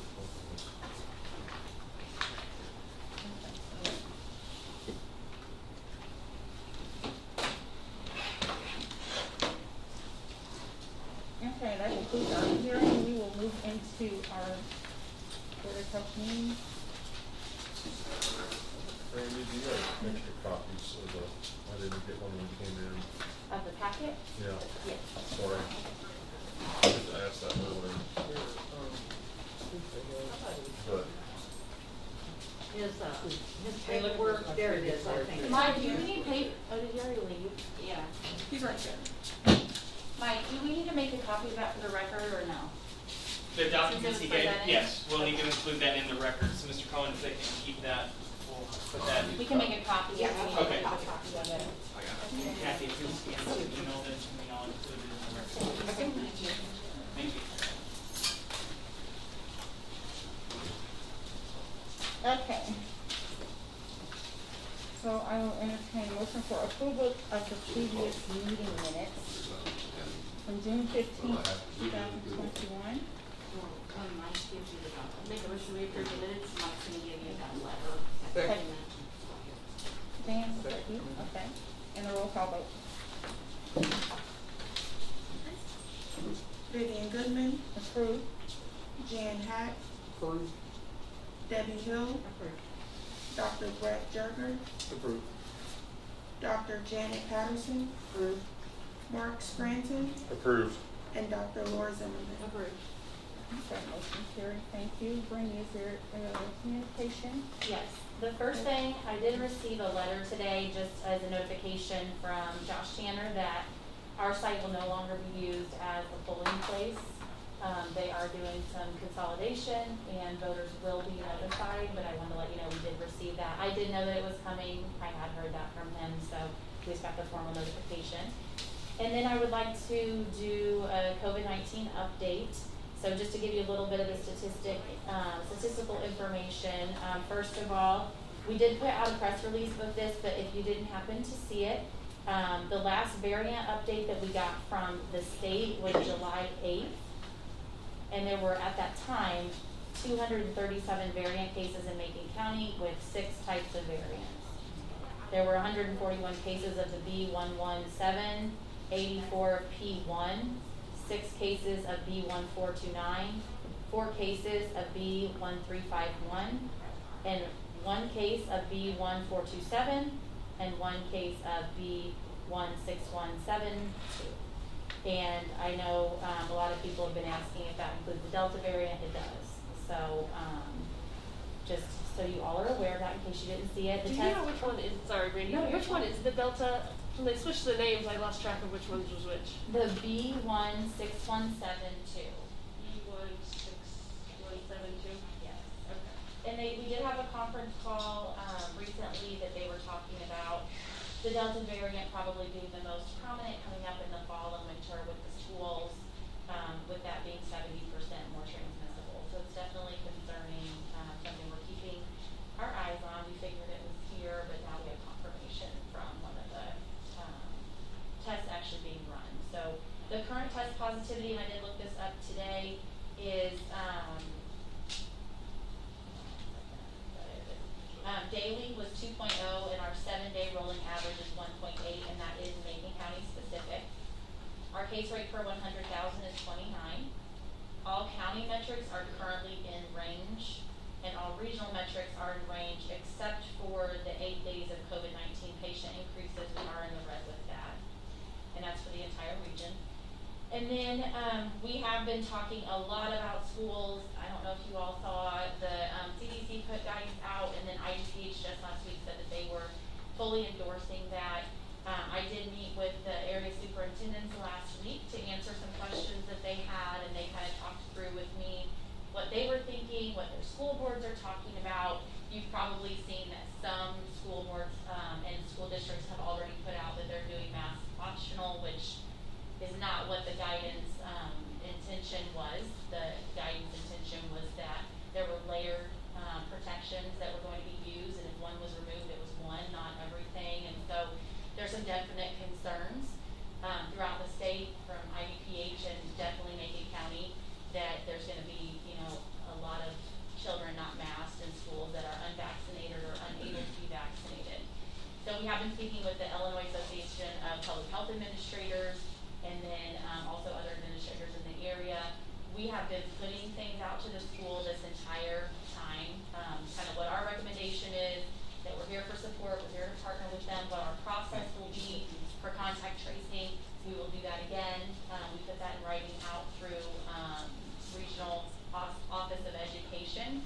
And so we will do that again, but I am waiting until IDPH is supposed to put out some FAQ, which is going to include some additional information that's going to complicate things a little bit, but also add in some options for schools if they are doing testing, if they're doing universal masking, that there might be test to stay options and things like that, that the kids won't be out of school so long. So more to come on that once IDPH ships it out, but we just continue to remind schools that we are following IDPH guidance and CDC guidance, and we encourage them to do the same thing. Strongly recommend and encourage them to do the same.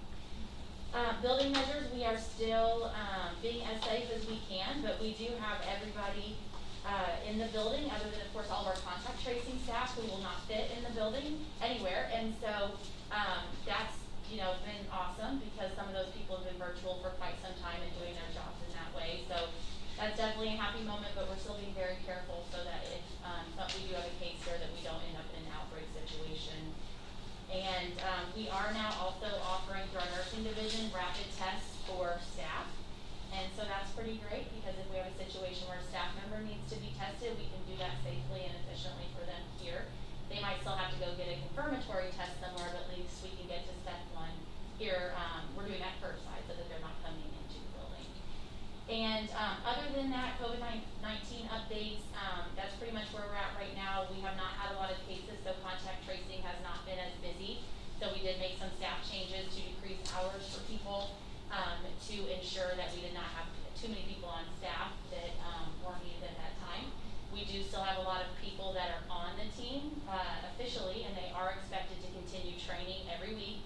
So they are required to participate or watch the recorded training each week and look at all guidance that goes out, all required, all staff trainings, all of that, so that they stay up to date. Because we know it could be a split second once schools are back in, that, you know, there's outbreaks, there's 50 contacts per kid, et cetera, that we're going to need all those people again, or most of them, and we want them to be ready and fully trained. So that is the expectation of everyone still on staff, and that is what they are doing.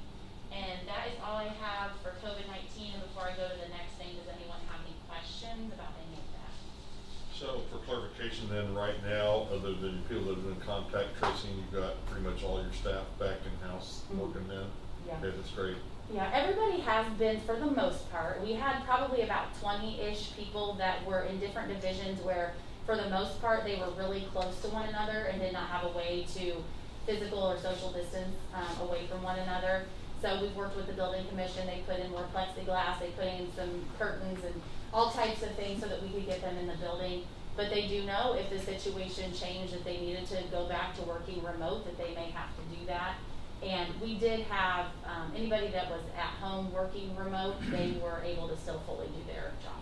Are you operating at a deficit employee-wise right now because people that just kind of dropped out and said, I can't do this anymore, or they went and found something else they want to do instead of coming back? Definitely. I will say everybody stayed on staff and was still working, even if they were remote. We did have to furlough some staff, but that was way back last spring, last summer-ish. And that's just because at that time they could not do their work because of the risk associated with it. We had to get several more measures put in place in order to keep them and our patients safe before they came back. Other than that, though, everyone that's been remote has been able to perform their duties. So we definitely haven't lost anyone to them being, not working and just not wanting to come back. Now, other than that, though, have we lost people? Yes, we definitely have. We've had a lot of people that have, stuck with us regardless of their role, and I'm very, very grateful for that. And I know some people have to move on, and we understand that too. But we definitely have people come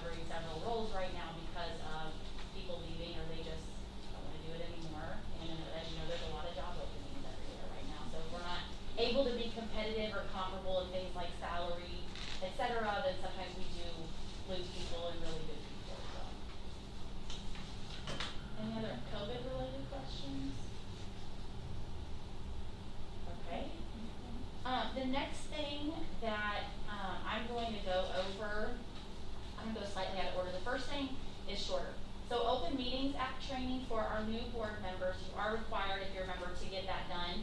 I don't know if you've been watching the website, but it's down. It's been down for some months. Yeah, and I checked it again today. It is still down. So it does state on that website that you will not be, punished for not completing it in time because you do have a deadline. But we're keeping an eye on it for our employees that we require to take it, and we'll keep watching it for you. And so once it's back open, we can let you know. Do we have But I any just other wanted you to options? know that. Do we have any other options right now for that? They're not to meet the legal requirement. There may be some options that if you're not extremely comfortable with Open Meetings Act or what all it includes, that you would be able to find. And if that's something that you want me to look for you, I definitely can. I But to was meet just the curious. legal requirement, I mean, there's stuff online, trainings, PowerPoint, the actual act is online, so you can get all of that. It's just we have that legal requirement for our board members to complete that, and that can't be done right now. Well, you'll let us know. I will, yeah, I can let you know, because we do, we started requiring all of our leadership and administration staff to complete FOIA and Open Meetings Act training, just because we felt like it makes our team stronger and more knowledgeable about what's going on in our building and what the rules are and everything that we're legally bound to. And so we're watching it very closely because we do have some new people that need to take those. And then, as reminders, and this might come up later, but, all of our communications are subject to FOIA, and then we do have to follow Open Meetings Act. One thing I wanted you all to know is you probably noticed when I email you, I always do the BCC thing. And I do that just because if you reply to everyone, it becomes a conversation and then constitutes a meeting. So if you ever want to email the board members, it is my understanding that you can email, but there can't be that return conversation because then it becomes a meeting and we're violating Open Meetings Act, and we definitely don't want to do that. So just want to make sure you knew that if you didn't. Not everybody knows that even after they do the training because it's not always super clear, but I just want to make sure that you knew that and why I handle those. I like your preferred method. I email you, you disseminate the information to the board members. That's much cleaner and safer and easier to remember. Yeah. And I'm happy to do that. If I ever have a concern like, oh, this might, be a violation, I'll tell you. I'll be honest with you. I may not always be right, but for those of you that haven't known me as long, I always try to err on the side of covering us and keeping us as safe as possible and making sure that we don't violate anything. So I will always be happy to send anything on. I just want to be careful of that. All right, any questions about FOIA or Open Meetings Act? All right, and then the last thing I have in communication is the Board of Health and Administrator Authority. You have that in your packet. And that is something, it's part of our board education that we go over every year with board members. And it's something that we got from the state and some of the associations that we're with. It just goes over and kind of clarifies what the responsibilities are of board members versus what responsibilities are of the administrator. So I'm not sure if you all have already read it or if you want me to go over it in any capacity or if you have questions. I know you probably don't need read to, but I'm happy to do that if that's what you want.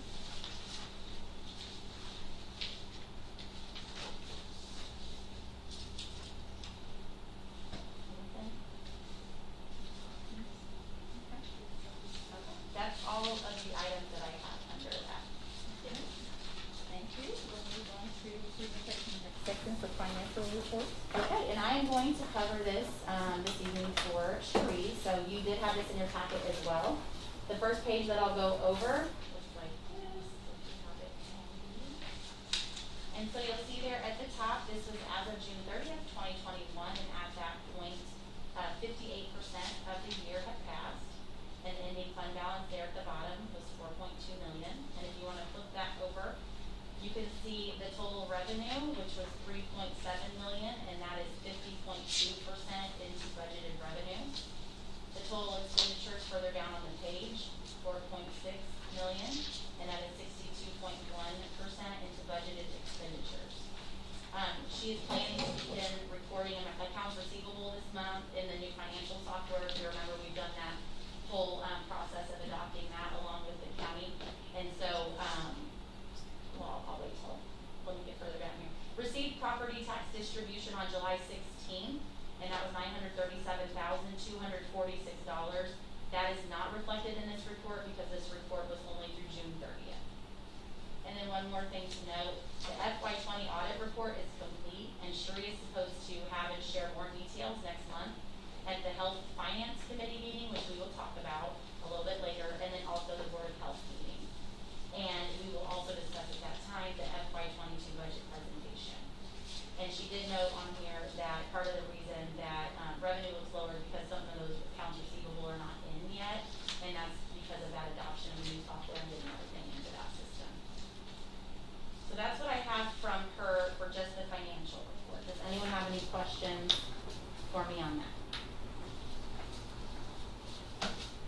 Okay, if no questions, we'll entertain a motion to accept the financial report. So moved. Second. Thank you. Can we have a roll call vote, please?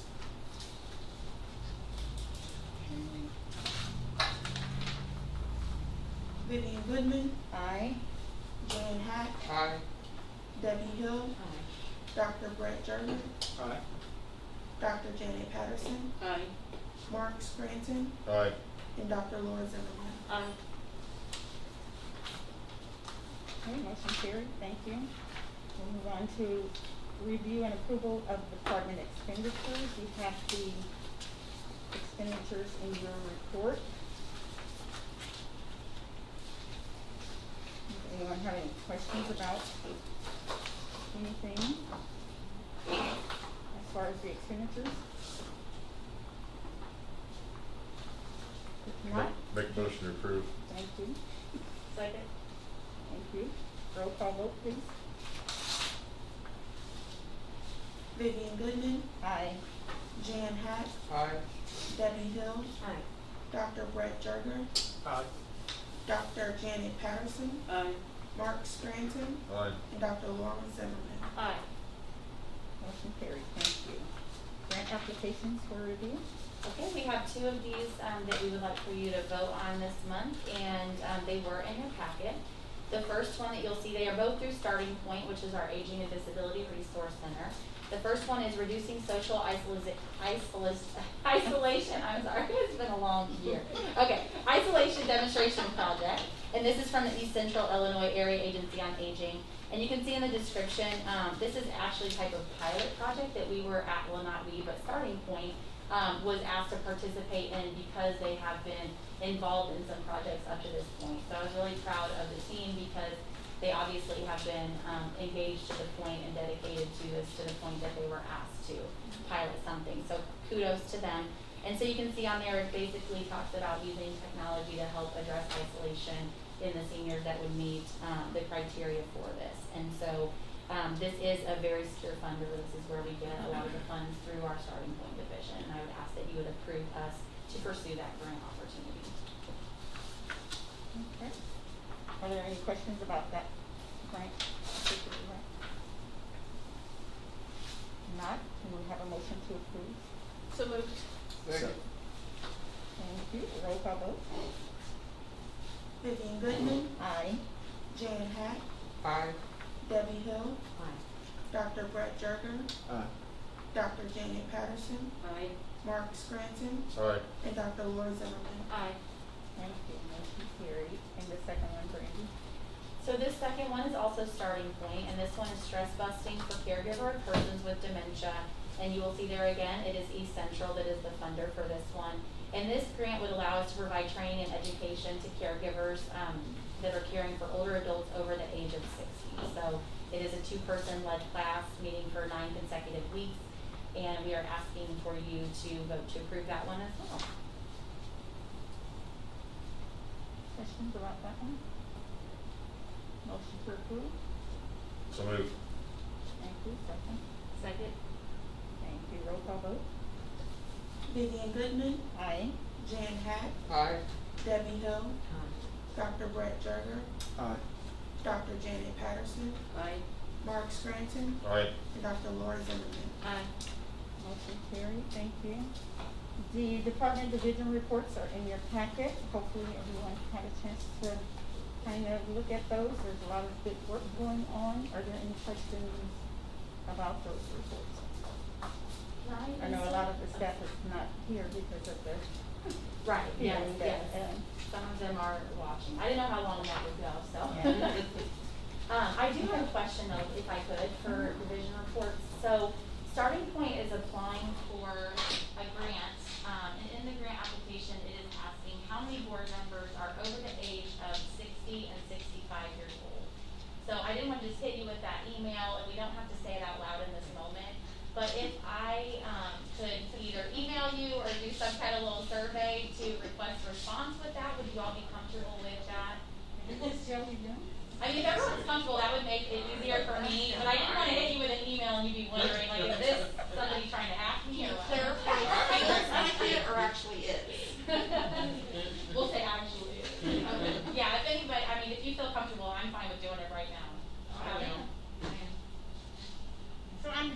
60 and 65. Okay, so let's do, who's over 60? Let's have it separate, it says 60 or 65. So, Who's over 60? 60? okay. All right, any over 65? Okay, thank you all so much, I appreciate that. Okay, and that's all I have in. We're all fired. Citizens. Question subject to change in the future. I know. Other than that, I just want to publicly thank my team. They keep going, and some days it's hard to know how with how things have been for the last year and a half. And while a lot of things have went back to normal or a new normal, they're definitely still having to carry a lot of pandemic load here. It's definitely not over here at the health department. So I just want to publicly thank my staff for everything they've done, and same to all of you as board members for the time that you've committed and supported us, especially during this really hard time. So that's all I have. Thank you. Okay. Employee recognition for July anniversaries. We have Teresa Smith with 19 years, Jennifer Bradshaw 3 years, and Bethany Staple 3 years. So we want to wish them a happy anniversary and thank them for their service. And moving on to old business. Okay, so I just have a few things I wanted to update you all on, pretty brief topics here. The first is, if you recall the conversations that we had about requests from the Finance Committee on behalf of the county, we have gotten no update with that, so I just wanted to let you all know that I haven't heard anything, and if I do, of course, I will let you know. And stop me if you have a question. The second thing, the American Rescue Plan, if you recall last month I was asked to provide some information from the county about what expenses would be considered allowable. I did request that from the auditor's office, and I did send that in an email. So if you have any questions, let me know. If you have anything you want me to throw onto my wish list, I've already submitted it, but I don't think that they've made or haven't announced any decisions with that money yet. So please let me know if you have anything. Next thing, the resolutions that we brought to you last month, those were voted all the way through EDHW, Finance, and the full county board. And that's for contact tracing, if you recall that increase, and then the mass vaccination grant. And then last but not least, we did talk about about safety last month. And I did reach out to the building commission, since they own our building, just to see. I remember that they had mentioned that they worked with some in some buildings that went better than others. So I asked them if they could give me some information about specs and details specific to our building. And so they did have someone come and look at some of the doors, and they actually even sent us a quote, and they are aware that we may have a bidding process depending on how much this will cost. I also got a name from Mark, and have asked that person to reach out to me, and then we'll be reaching out to a third one, and then I will bring you information back. I did ask the state if that's something we can get approved through our contact tracing grant, because if you recall, they allowed us to use that money to get our phone system, which our IT team is working on and will be implemented soon, so we're excited about that.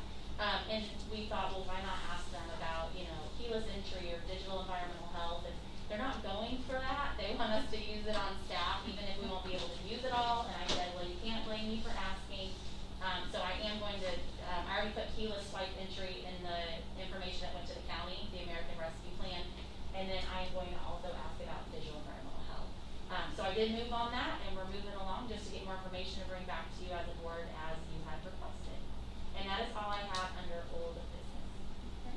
Thank you. And new business. Okay, and so the first thing I have with this was budget process.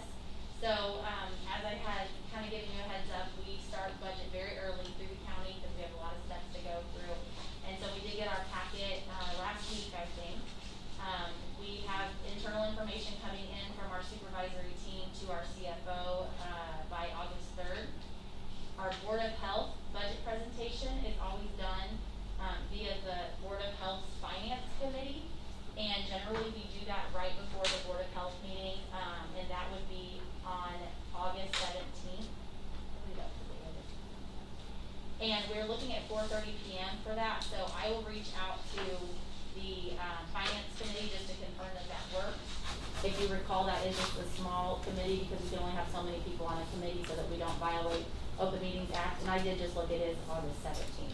So most likely that meeting will be at about 4:30, 4:45 or so, to ensure we have enough time to go over the budget. We do that in that Finance Committee meeting, and then we will bring it to all of you as a full board at the actual Board of Health meeting in August. So that one will go through it.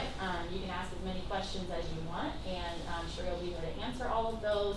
And then we take it to our hearing on September 13th, and that's with the county. And then the full county board budget approval is expected to be November 10th. So that's what I have for budget. Okay, business cards and email addresses. Any questions about the budget? Okay. Business cards and email addresses. I put this on here at the request of Mark Scranton because, and I don't know if you want to talk about this, Mark, or if you want me to lead into it, but he was interested in, at least for himself or other board members as well, getting an email address through the health department, and then possibly getting business cards that would be like health department, board of health business cards. So I don't know if you want to add something to that. Yeah, thanks, Brandy. I'd love to talk about this for a minute. So what kind of led me up to this thought process about this, with having just recently joined the board, was, as Brandy talked earlier about communications and stuff, there's a lot of opportunities out there now to potentially be exposed and be liable for violating Open Meetings Act. There's always a lot of FOIA requests and things like that. I had a conversation prior to joining the board with the state's attorney, and Mr. Reeder had indicated, as well as a couple other people I conferred with, that it would be a good idea to have a separate email address, non-relating to personal email addresses or business.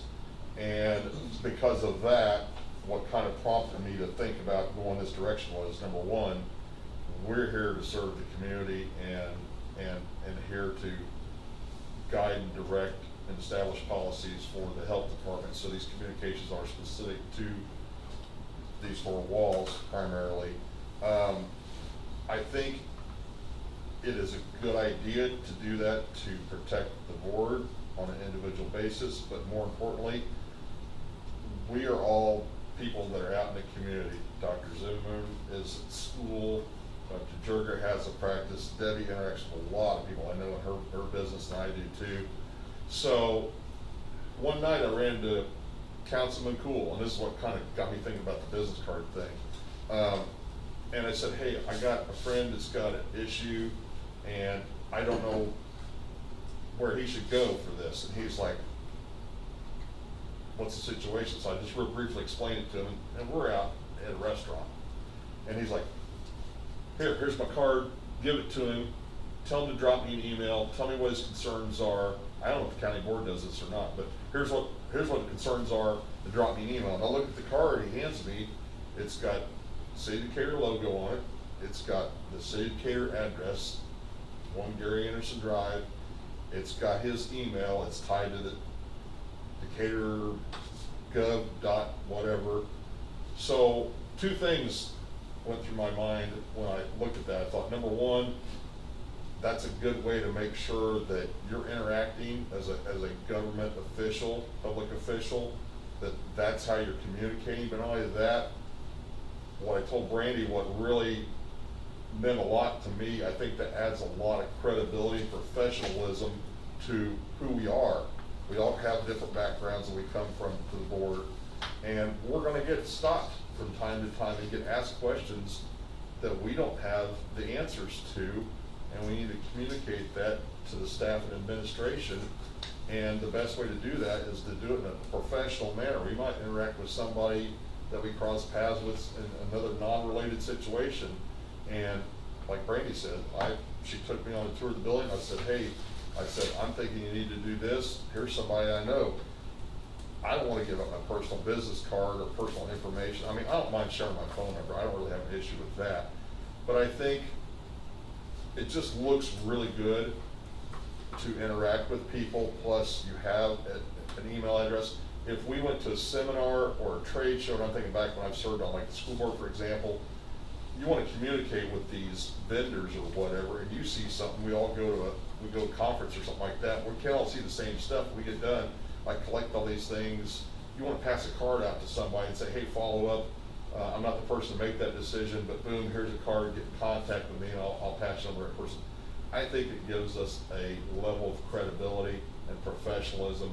The cost is pretty nominal. I did talk about this after the last meeting briefly with the IT. They said that getting email addresses was not an issue.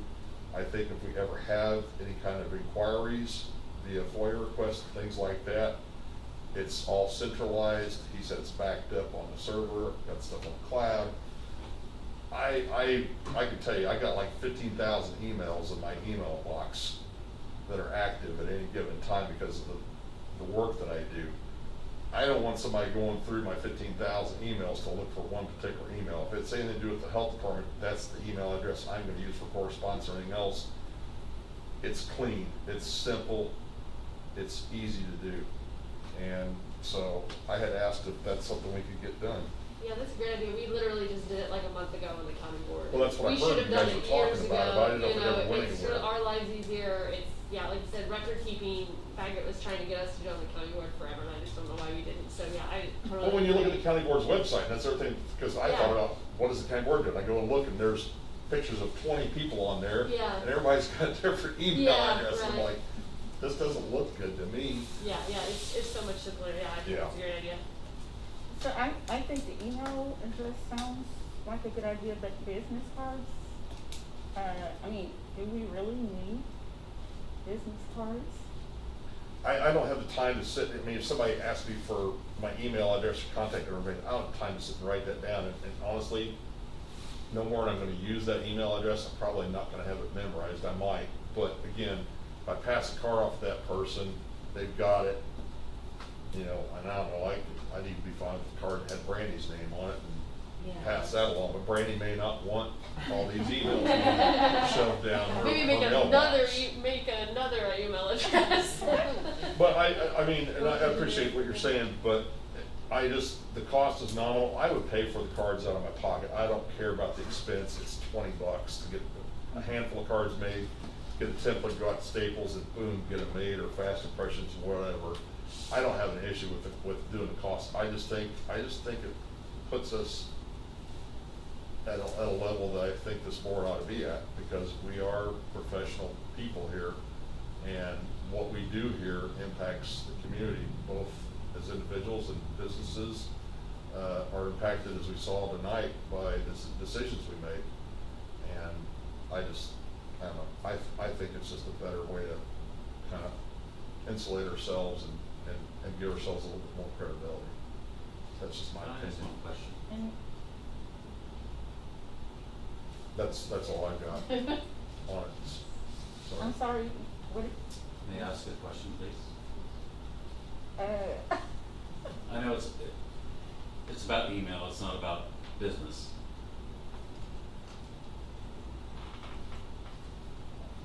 what is your question? About Teams, Teams emails and cards and what you're talking about. Like at our office, we have one card, one name, health department team, one email. Everybody gets it. You can ignore it. You can answer it. You can join it. But that eliminates, it's kind of like what you're talking about. It's one team. It's one name. And you can take a look at that and join that. And that's how we do it at work. Sorry to interrupt, but I think that's a great idea with the business card. But if you have one name, health department team, or whatever you choose, that's it. You get one email to everybody. You can choose to answer or not. Sorry, guys. I thought that was a great idea, and we do that at work every day. We have group emails. I've got 10 groups that I have at work, and you go through each one of them, and you eliminate what you don't need to look at. But as a team, as a health team, you can look at that. We are the health department team, and choose to answer and look at that and see if you need to answer that and respond. So a business, just a Board of Health business card for everyone. Yeah, and it's like that on Teams. You choose, it looks like a business card. Even if you hand out one that says Health Department Team, that's all it has to say. And they respond, and they look you up on that Teams network, and they can pose a question. Then you don't have to get new cards when somebody leaves. Exactly, and exactly, yeah. And I get a That's box a and good I need idea. 10 of them and I get 700 and then, Right. your title changes and then your stuff is Right. 700. Right. You switch business cards. Which was my point, about Yeah. the business card, yeah. That makes more sense Yeah, to that me, makes a lot more sense. And even if you don't have a card, you can say, okay, If look somebody up just wants Teams, look up information. Teams on, Right. Google or whatever, and Health Department Team, and send an email. It's that simple. Any other thoughts? I'd like to make a little comment. I'm still overwhelmed by that situation. I want you to know, I do not agree with bugs in my restaurant or water on my floor. I just want to clarify that is not what I do, and I think it should have been handled better. But the one other guy, he's a partner with him, and his grandson is my cousin, and I would get so much crap, and it was just very hard for me to sit and listen to all that. I just want to clarify that. So, I guess, Madam President, what's the thoughts of the board about getting email addresses and cards? Yeah, that's what I was asking, Yeah. if there I were think any we more definitely thoughts. should move forward with the emails for the individuals. I think that's a no-brainer. And then maybe look into that idea about a common card or something like that and see what that might look like or how that might work or. I mean, it may never even happen, but just that one incident, Yeah. conversation, the guy's out enjoying the dinner, I just said, we know each other, I said, hey, I said, what's the best way to contact you? I was like, I got his cell phone number, but he's like, here's a card, it's city business, I'll deal with it on city time because it's part of my job as being a city council person. So I just thought that was I thought it was very professional. Yeah, streamlined and professional. So, And anyway. Oh, sorry, I didn't cut you off. I did talk with, our IT team. The email addresses are $4 a month per user. And we do have the type of groups or teams that, were mentioned. So, as an example, we have an HR, human resources group, so any of our staff that are cross-trained to handle human resource are in that. So you have to go to it, but then that way there is a group. So if there was something handed out like that, I'm sure that there's the possibility that we could get all that set up. So I will talk, if it's okay with the board, I can talk to IT about that part of it that would, I think, then affect the cards. And I think that the county board took this to a vote to make it formal. So we can put it on as a vote next month if everyone's okay with that. And we can get all the homework done before then, basically. Good deal.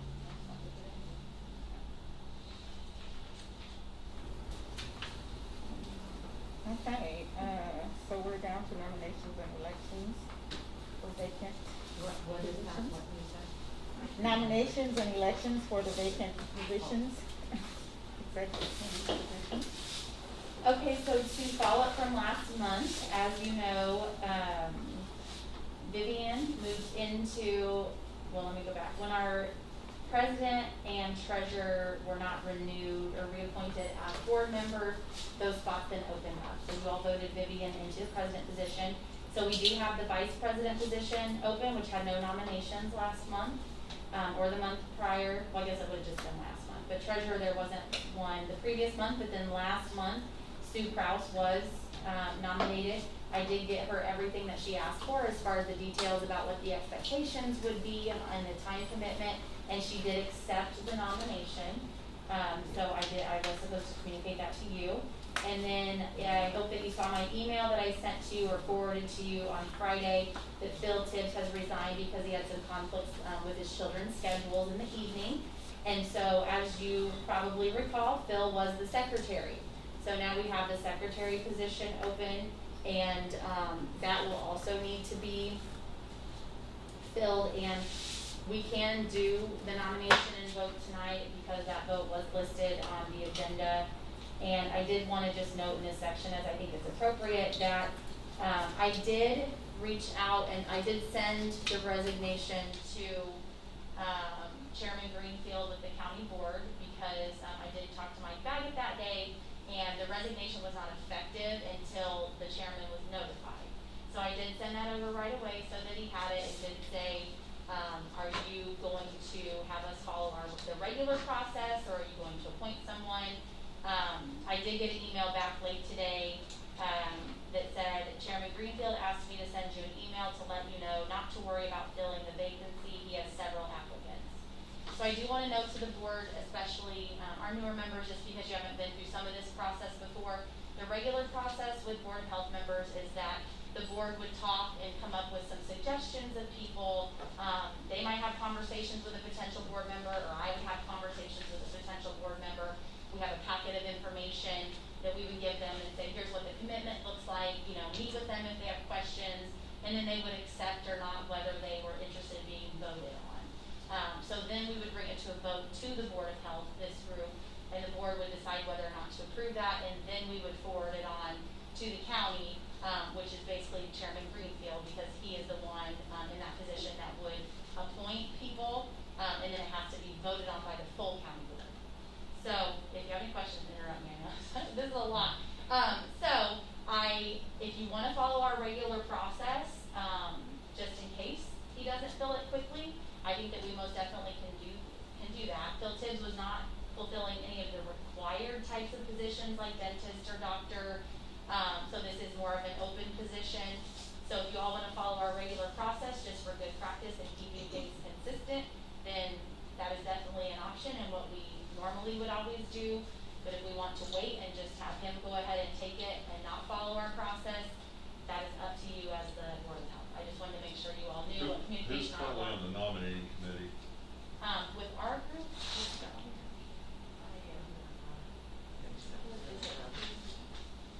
Okay, so it's Jan and I think Dr. Zimmerman, right? Yeah, and Dr. Metaganti. Yes. Thank you. I don't have all those memorized. So yeah, just I guess let me know what you would like to do, and I'm comfortable with if I need to make phone calls doing that, and whatever you would prefer. Do you have a preparation? I mean, I'm sure we can come up with names. I don't know how they'll be received, but. Well, if you want my input, which I know I'm not a board member, but I think if you want to kind of talk, separate as a nominating committee, or even just reach out to me if there's anyone we want to reach out to, just so we kind of have a pool of a few ideas or names. I think it is responsible for us to follow our regular process that is in writing and has been followed, even if it's not what happens in other settings or with other boards, then that's fine, because legally it is appointed by the chairman and voted by county board. But I think we can't vote on anything tonight anyways. But then that way, if you kind of just come up with some names, and then if we need to do it as our board, then we have names ready, and we're not waiting and leaving a vacancy open for a long time. So that's what I feel like I would feel most comfortable with. Yeah. And we can just come back on that next meeting and talk about it. And by then, we might have somebody even appointed, so I can update you too. So we have one vacancy and two officers vacancies right now. Three right? officers. But Sue said she would do it. Yeah, Sue would do it, she just needs voted Oh, on. Yeah, she was Sue. nominated, she just hasn't been voted. Sorry, Yeah. I knew that, but I just didn't write it down. Treasurer. And then secretary and vice president are open, we have no nominations for those yet. And they have to be with them. Yes. And it can be done tonight because it is on the agenda. Is that our only officers? We don't have anybody else that is an officer, like, I can't remember exactly what we have. Okay, so that's it. Okay. Should we send anybody on Sue? So we do have a nomination on the floor for treasurer. If there are no other nominations, we would entertain a motion. I make a motion to close that because she's already agreed to it. We're changing her mind.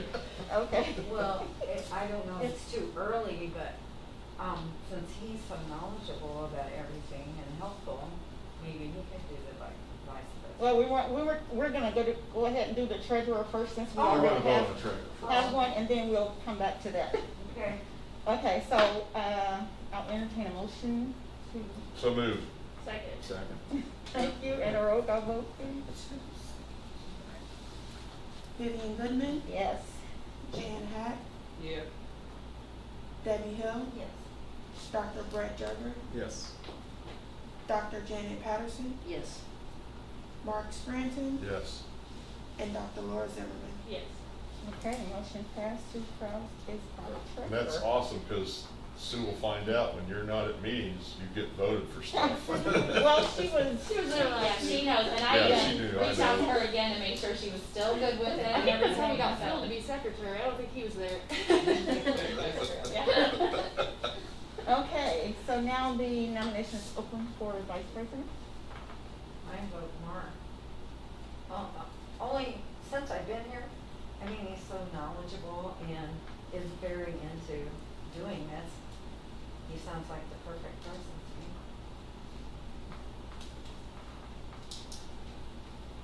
Mark, do you accept the nomination? I tell you what, I've watched a lot of meetings, and I know you've ran a lot of the meetings. I'm very impressed with the job you've done. So if I'm to be your backup, I will make the effort.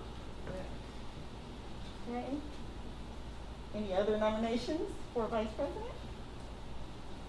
Okay. So we will entertain a motion for Mark Stanton as vice president. I'll make the motion. Thank you. I'll second it.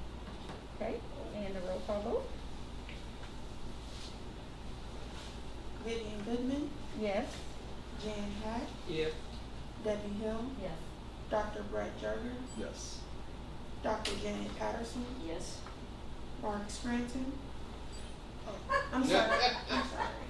Can I vote for myself? I think so, yeah. Yes. And Dr. Laura Zimmerman. Yes. Okay, thank you. Motion carried. Congratulations, Mark. Thank you. And now we will entertain well, the nomination is open for secretary. I would like to nominate Jan.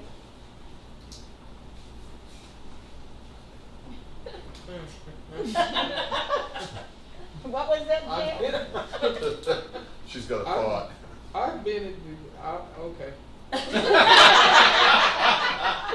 I make a motion. Okay, so we have a motion and second for Jan Hatton to be secretary. There were no more nominations, right? Okay. We're too late. Okay, roll call vote, please. Vivian Goodman, Yes. Jan Hack, I'm not voting. Abstaining, okay. Debbie Hill, Yes. Dr. Brett Jerger, Yes. Dr. Janet Patterson, Yes. Mark Scranton, Yes. and Dr. Laura Zimmerman. Yes. Okay, motion carried. Congratulations, Jan. Thank you all. And thank you, everyone. All right, so moving on to the bylaws review. Okay, this was sent out to you a little over 2 weeks ago, so hopefully you've had a chance to check it out. But this was the recommended change that was brought forth.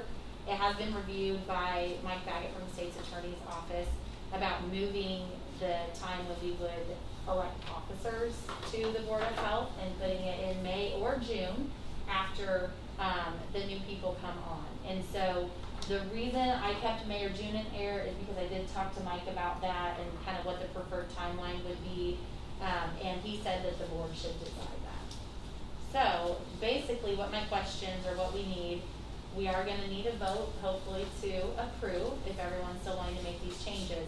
But the question that is included and will need addressed in your vote is where it says, for example, on page 3, toward the bottom, in addition to the slate of officers willing to serve provided by the nominating committee in May or June, nominations from the floor may be made in June at that meeting. So these elections will be held in June when the new people are here with us. But previous previously, nominations could be made by the nominating committee the month prior, and then also the month of the vote. That doesn't have to be done, it's just how it was done. So I didn't know if the board would prefer to do some nominations in May and June, or just save it all for June, and that's why I left it that way, so you all can decide. And then the May or June is also referenced on the other page, which. I think you can make nominations in May, it wouldn't really be an issue, but again, and still have the flexibility of making nominations from the floor in June. But again, the reason I brought this up originally was concerns about new board members coming on and the timing of board members coming on, board members leaving to match the term of officers. But I would be agreeable to do it either way. I think it don't really makes see an sense issue. to I leave really don't it. see an issue with it. Yeah, I think it makes sense to leave it, just because like what we saw was like, okay, well, I think so-and-so might be good at treasurer, but they gotta figure out what it is, will they accept it, and that way maybe we can get some heads Right. up, and then. That way you're not Yeah. sitting here at the June meeting and saying, oh, by the way, we're Yeah, doing who all wants new to be- officers But tonight. if the new person wants to, or, you know, then they can not, yeah, like you said, just Right. still have it. So yeah, I think that makes sense. So May then, am I understanding correctly? Yeah. Start presenting nominations in May. Yeah, and yeah, Yeah. and then also Okay. can, yeah. Okay. So then if, there's a motion, it would need to be that it would be adopted with May, Okay. and that's fine. So we will entertain a motion to approve the bylaws with the, corrections. So moved. Thank you. Second. Thank you. And a roll call vote? Vivian Goodman, Yes. Jan Hack, Yes. Debbie Hill, Yes. Dr. Brett Gerger, Yes. Dr. Janet Patterson, Yes. Mark Scranton, Yes. and Dr. Laura Zimmerman. Yes. Thank you. Motion carried. Discussion of hearings? So this was put on here, Mark requested just to touch on some points about the hearing, which I know he kind of alluded to earlier, that he wanted to go into a little bit more detail later on when it was maybe more appropriate time. So Mark, I'll just pass it to you because I know you wanted to talk about a couple things, so. Thanks so much, Brandy. I had some concerns about this hearing tonight going into this, and I still sit here with concerns after the fact. And part of that concern is, as I mentioned to earlier,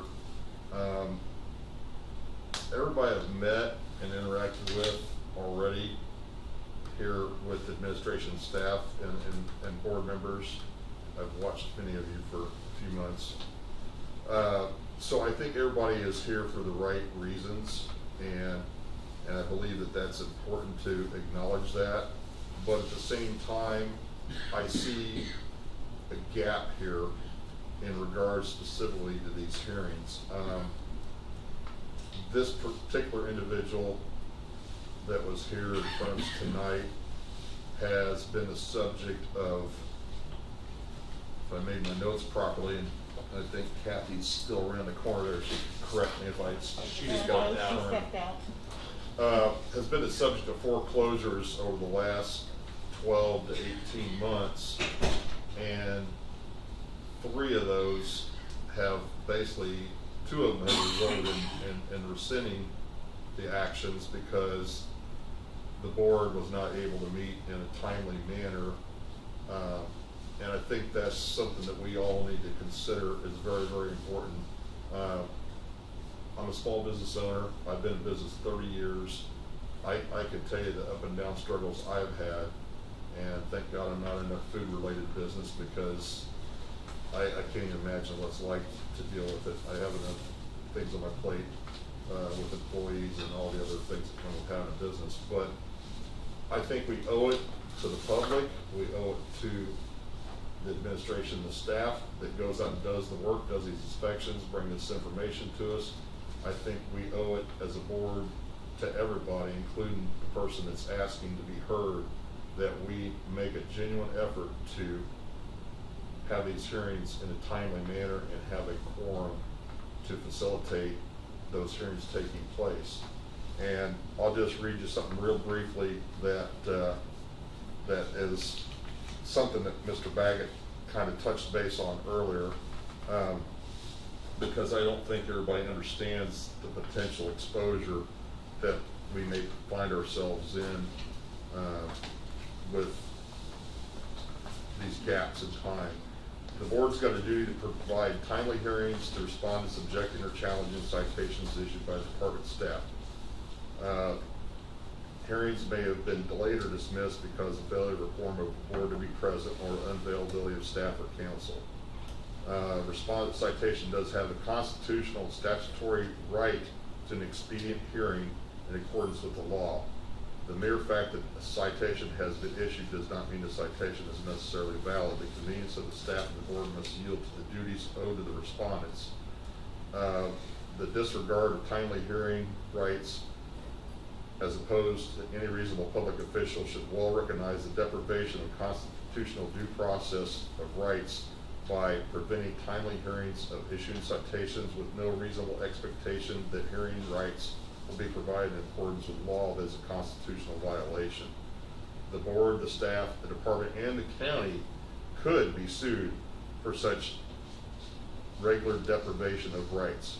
Hearings should be set at a fixed and regular date, for example, every month, every 2 weeks, weekly, whatever the case that the board may choose to decide to do.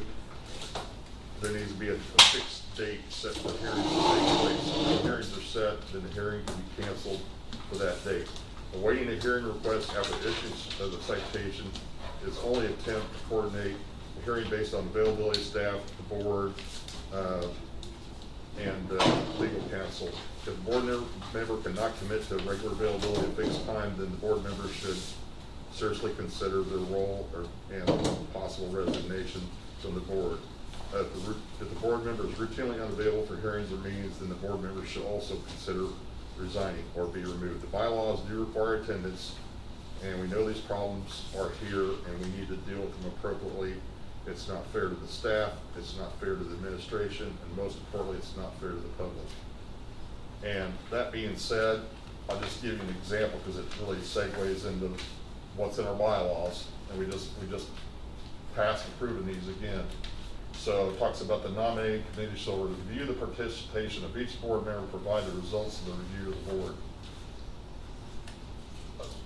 board. Finding of the board by lack of conscientious overall participation by a board member shall be communicated by the president of the county board chairman. The term of any board member found to be lacking in conscientious overall participation shall end his appointment and or his replacement. And I've looked back at attendance, and I would say most everybody that's here tonight has probably made a very large majority of the meetings over the last 12 months. And I know what's happened with the COVID situation and everything else has presented a lot of challenges for everybody. But in my mind, having been involved in a lot of meetings with my business relationships with different companies, we've done this type of stuff long before COVID came along with virtual meetings and Teams meetings and things like that. I don't really find that it's a really valid excuse to have a large percentage of not attending in a meeting when there's multiple options on the table via the virtual meeting, telephone, appearance by telephone is allowed, those types of things. So I just want us to kind of look at this and maybe have a conversation, look at what our options are moving forward, because part of what I was looking at tonight, there's no doubt in my mind that there's a real issue here and it needs to be dealt with. And I'm somewhat sympathetic as a business owner. It's really kind of tough, like Debbie said. It's kind of tough, but at the same time, if we, and I say we, everybody that's involved here, take appropriate actions in a timely manner, then we can have a clear conscience that we're doing what we can to the best of our abilities. And I look at the dates of the last 2 closures that resulted in being rescinded. We're talking about closing a business down for almost 3 weeks. I mean, this last week was an example of the fact that we planned on having a hearing. We couldn't get a commitment on a quorum, so we delayed this another week. I don't think that's fair to business. I don't think it's fair to employees that are relying on a paycheck on a weekly basis. These people are having a tough time as it is. There's no doubt in my mind, there's some serious health violations here and they need to be addressed. But at the same time, I think there's a pathway to try to work with a business and make the effort. Maybe that's already been done by the health department. Like I said, I don't have enough background on these other issues to make that call, and that's why I voted the way I did tonight, because of those things and because of this. I can't stress the importance of us as a board and requiring staff and legal counsel that we react within an appropriate time. Now, according to Mike, there's not really a clear statute that says reasonable period of time. I don't know what the answer to this is, but I think it's something we have to come up with, and we should develop some language that says, if the administration says we're closing this place down, we got so many hours or so many days, and if it's that egregious of a violation of the health code that is dictating a business to be closed down, then I think we as board members should take that very, very seriously and respond in an appropriate period of time. And Brandy and I had conversations about this over the last 2 weeks. She knows where I stand on this. I'm not blaming the board for this because there's other people involved. There's staff involved, legal counsel. I made the suggestion of meeting in late afternoon or early evening because you've got a business to run. You have got, you know, teaching or whatever you're doing. You're busy. She's running a business. Another position in the board. So everybody's busy, and I think we all have committed to be a part of this organization because we care and we believe that we want to do what's best for the overall well-being of the public. So that goes without saying, we have to accommodate into our schedules a timely response to show for these hearings. And I suggest that we do something in the evening. Randy talked to the state's attorney's office, you know, was able to get a schedule worked out. I really appreciate Mike coming in tonight, but every once in a while we're gonna have to do this, and it's just kind of comes with the territory. And this is something I feel pretty strongly about because I don't think it's fair to Kathy's staff that they go out and do these inspections and then we can't support them because we say, well, we gotta rescind this because we couldn't show up to have a hearing.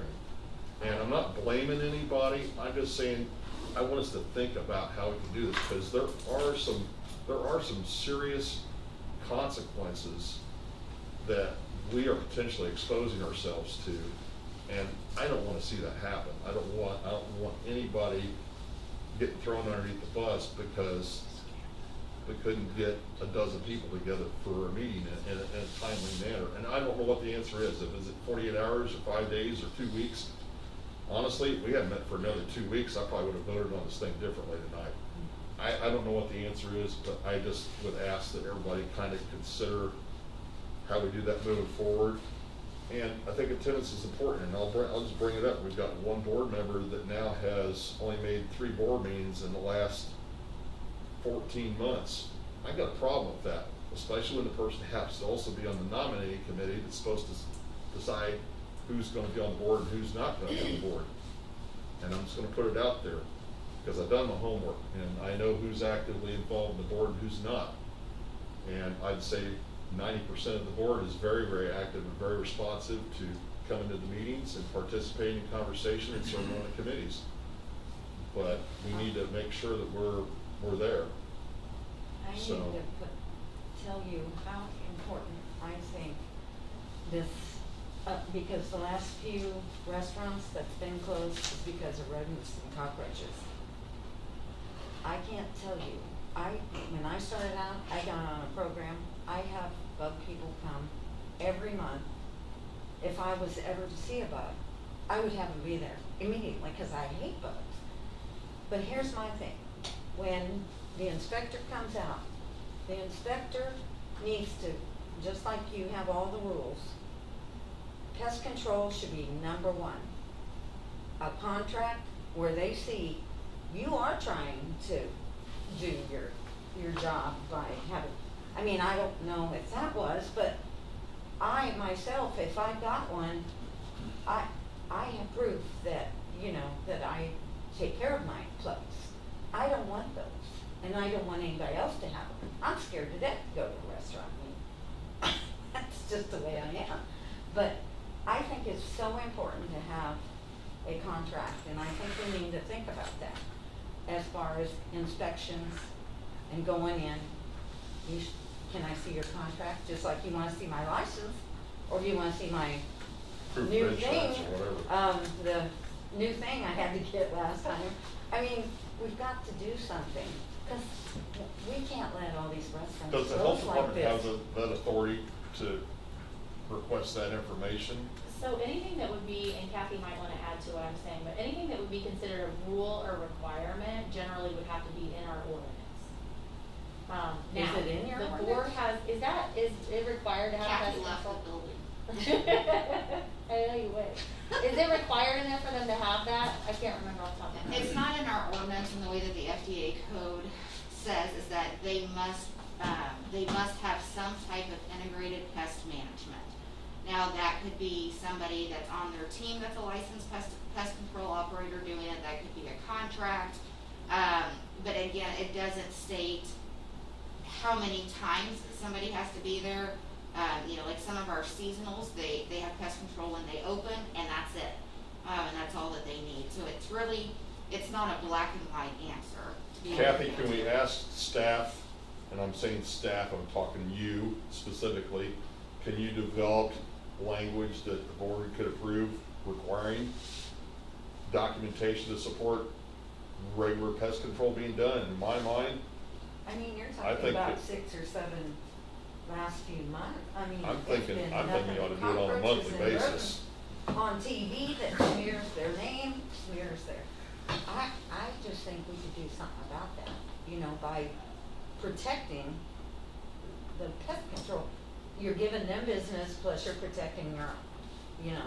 It's So the cost, one it's thing the that I cost of wanna doing say business. when it comes to these closures is remember, they have the option to not open their doors. They can see the problems that we see as soon as we walk in, and they could take the proactive measure of not opening their doors until that facility is good.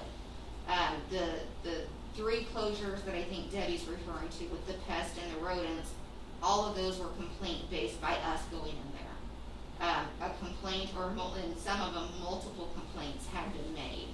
And keep in mind, most of the time when the issue is that serious, we get called, managers are being told that at those facilities, other staff members are being told that at those facilities. So remember, there is a proactive step in this also. It's not all about us writing more and more rules to have to keep businesses even more and more tight, you know, because of that. But I guess what I'm getting to is, like, I've got a requirement with the sanitation district, for example. I have to do self-monitoring reports that I have to do on a monthly basis, and then every 3 months, I actually have to have testing done by independent lab for my stuff. So could we develop an ordinance that part of your inspection is when you go in there, you wanna see a document that shows monthly pest control, or bi-weekly or bi-monthly, or whatever the guidelines should be, to show documentation that they're taking initiative to do this? Because I agree with some of the comments that were made tonight by the other board members that fixing a problem after, it's kind of like, you know, shutting the barn door after the horses got out. It's a little too late now. But if it's a stipulation as far as part of having your permit, that you have to provide this documentation that you're having, even if the guy just comes in and does a walkthrough visit and says, hey, okay, I'll come back on the weekend when you're not open because we need to spray, or whatever the case might be, there needs to be a paper trail, I guess is what I'm saying. So when you walk in there, you know that they're getting checked by a licensed professional pest control business that's in there every single month. I know there's a cost associated with that, but you know what? That's just part of doing business, because what's the cost of being closed for 3 weeks? Yeah. And I don't know, maybe that puts a little bit more heat on the backs of people that are kind of on the fringe, because there's a lot of people out there that go the extra mile to not only have a professional environment, but they do what they need to do to be above and beyond just not meeting the bare minimum. And I think that's, at the end of the day, that's what all of us want. We want these businesses to be successful. We don't want to have to overwatch and micromanage their businesses for them, but at the same time, we need to say, look, this is what you need to do to have a business here in Decatur or Macon County. This is part of it, and you either accept that fact and you're going to comply with that, or you're not. So I'm not asking you guys to do extra work. I'm just saying maybe we have an ordinance that requires documentation by the business owner that they're actually doing those things. If I tell you I had sprayed for bugs yesterday, are you going to take me at my word, or you want to see a sheet of paper, I guess is what I'm saying. If I've got a record that shows I've got a guy in there the first Monday of every month or whatever, Sunday or whatever, because you're going back to that pest control agency and you're looking at, are they really doing their job? Because I blame the owners for this not being done properly, but again, they're relying on somebody else that's supposed to be a professional in their particular field that's taking care of it for them and saying, hey, don't worry about it, I'm taking care of it for you. It's another thing that the business owner shouldn't have to worry about, because if that's the case, they might as well do their own spraying, which they're not allowed to do. So I don't know. I'm just asking the question, can we put some language together to give us, I guess, more teeth for the inspectors, and also at the same time when this comes up, we can say, look, this is part of your permit. You're required to do a monthly inspection or a monthly treatment or whatever time frame you want to make it up. I'm just using a month as an example. If you're not doing that, you're not in compliance. I mean, I think it's pretty cut and dry. But you do have these bug people that come in, and I used to have one of those he mentioned, and they would come in and go around in 3 minutes, he'd be out the door. I go, oh, hey, where are you going? You surely haven't sprayed my whole building in 3 minutes. That's when I got rid of him. And now I watch this guy, he gets under, sprays all the baseboards, he gets under the equipment, what he's supposed to do. I recommend this guy, I'm not gonna say his name, but I would love for everybody to have him. Do we have that ability, Brandy, to do that? We can definitely. Or not us as a board, but I mean, we could approve something like that, but It's is just it something happening that too staff much. can go out and, It's happening too much. It's smearing people. Wouldn't other counties already have this set up too? Well, and I mean, that's we couldn't what, be the first one to do Yeah, it. that's- Kathy's really great about, she has a really great system networking wise, so, she can definitely reach out, see if they've got something that's a little bit stricter than what we have. We also, anytime there's any ordinance edit, we always put that through the state attorney's office as well, so we can kind of start looking at that and then bring I something think back it's to you so next month. important. For follow up. Yep, that's not a problem. sorry Kathy, not trying to give you extra work to do, but Whatever, Mark, whatever. You got a lot of work to do. I'm trying to make your job actually easier, because this gives you just another tool in your toolbox to say, look, you know you're supposed to be doing this and you're not doing it, so you're gonna get written up for it, or whatever action that the inspector deems appropriate. Well, in your response, if it's okay for me to say something about the hearing thing, I know you had said just like maybe brainstorming some ideas about how we can do this, you know, more efficiently, more quickly. I will say that if you all have a preference of a day, a time, you know, maybe that's some information we gather now. I will say for all of you really, and newer board members especially, we had not had, that Popeyes revocation was the first that Kathy's seen in her day, I've seen, Mike's seen. So this has been unfortunately more common and more linked to one person or owner. So hopefully this will not be a reoccurring thing. We never want to be revoking permits. It's gotten to that point for several situations here in the last couple of years or so, but before that, we had not had one in our day. Basically, we've been here for a long time. So I do want to say, I don't think that hopefully it'll be happening very often, but if there's, you know, a certain day of the week, time of day that you all prefer, I move very, very quickly. They contact me anytime any establishment is closed. They always know, Kathy always knows, like, this would be a revocation, this would qualify. So then I start moving on, contacting all of you, contacting Mike Baggett, before we ever even have sent out the revocation letter, before we've even gotten appeal from the establishment owner for the hearing. We go ahead and do the what ifs, so let's get this on your books, on your calendars, let's get it on the state's attorney's office calendar so that there isn't a delay. And sometimes inevitably there is a delay, and I'm not playing a blame game, but we do have to have legal counsel, so sometimes we have to wait for that, and I can't force them, you know, to move more quickly. So if there are ways that we can, you know, tailor this to make it quicker for all of you or more convenient for all of you, I'm definitely open to that. I know in the past I did kind of the doodle poll thing because I wanted to make sure if we were scheduling it, it was for a time that people could come, a quorum of people. This time I tried a little something different and just went ahead and scheduled it and then sought quorum out. That way we were moving along. And that didn't work. We also are subject to Open Meetings Act on these, so we have to give the 48 hours notice as far as posting, sending to media, all of that. And unless we can say it is an emergency, which Mike said, you know, all these situations may not necessarily be an emergency, it would have to be deemed an emergency, and that's the only situation in which we wouldn't have to schedule this at least 48 hours out and have it posted, sent to media, etc.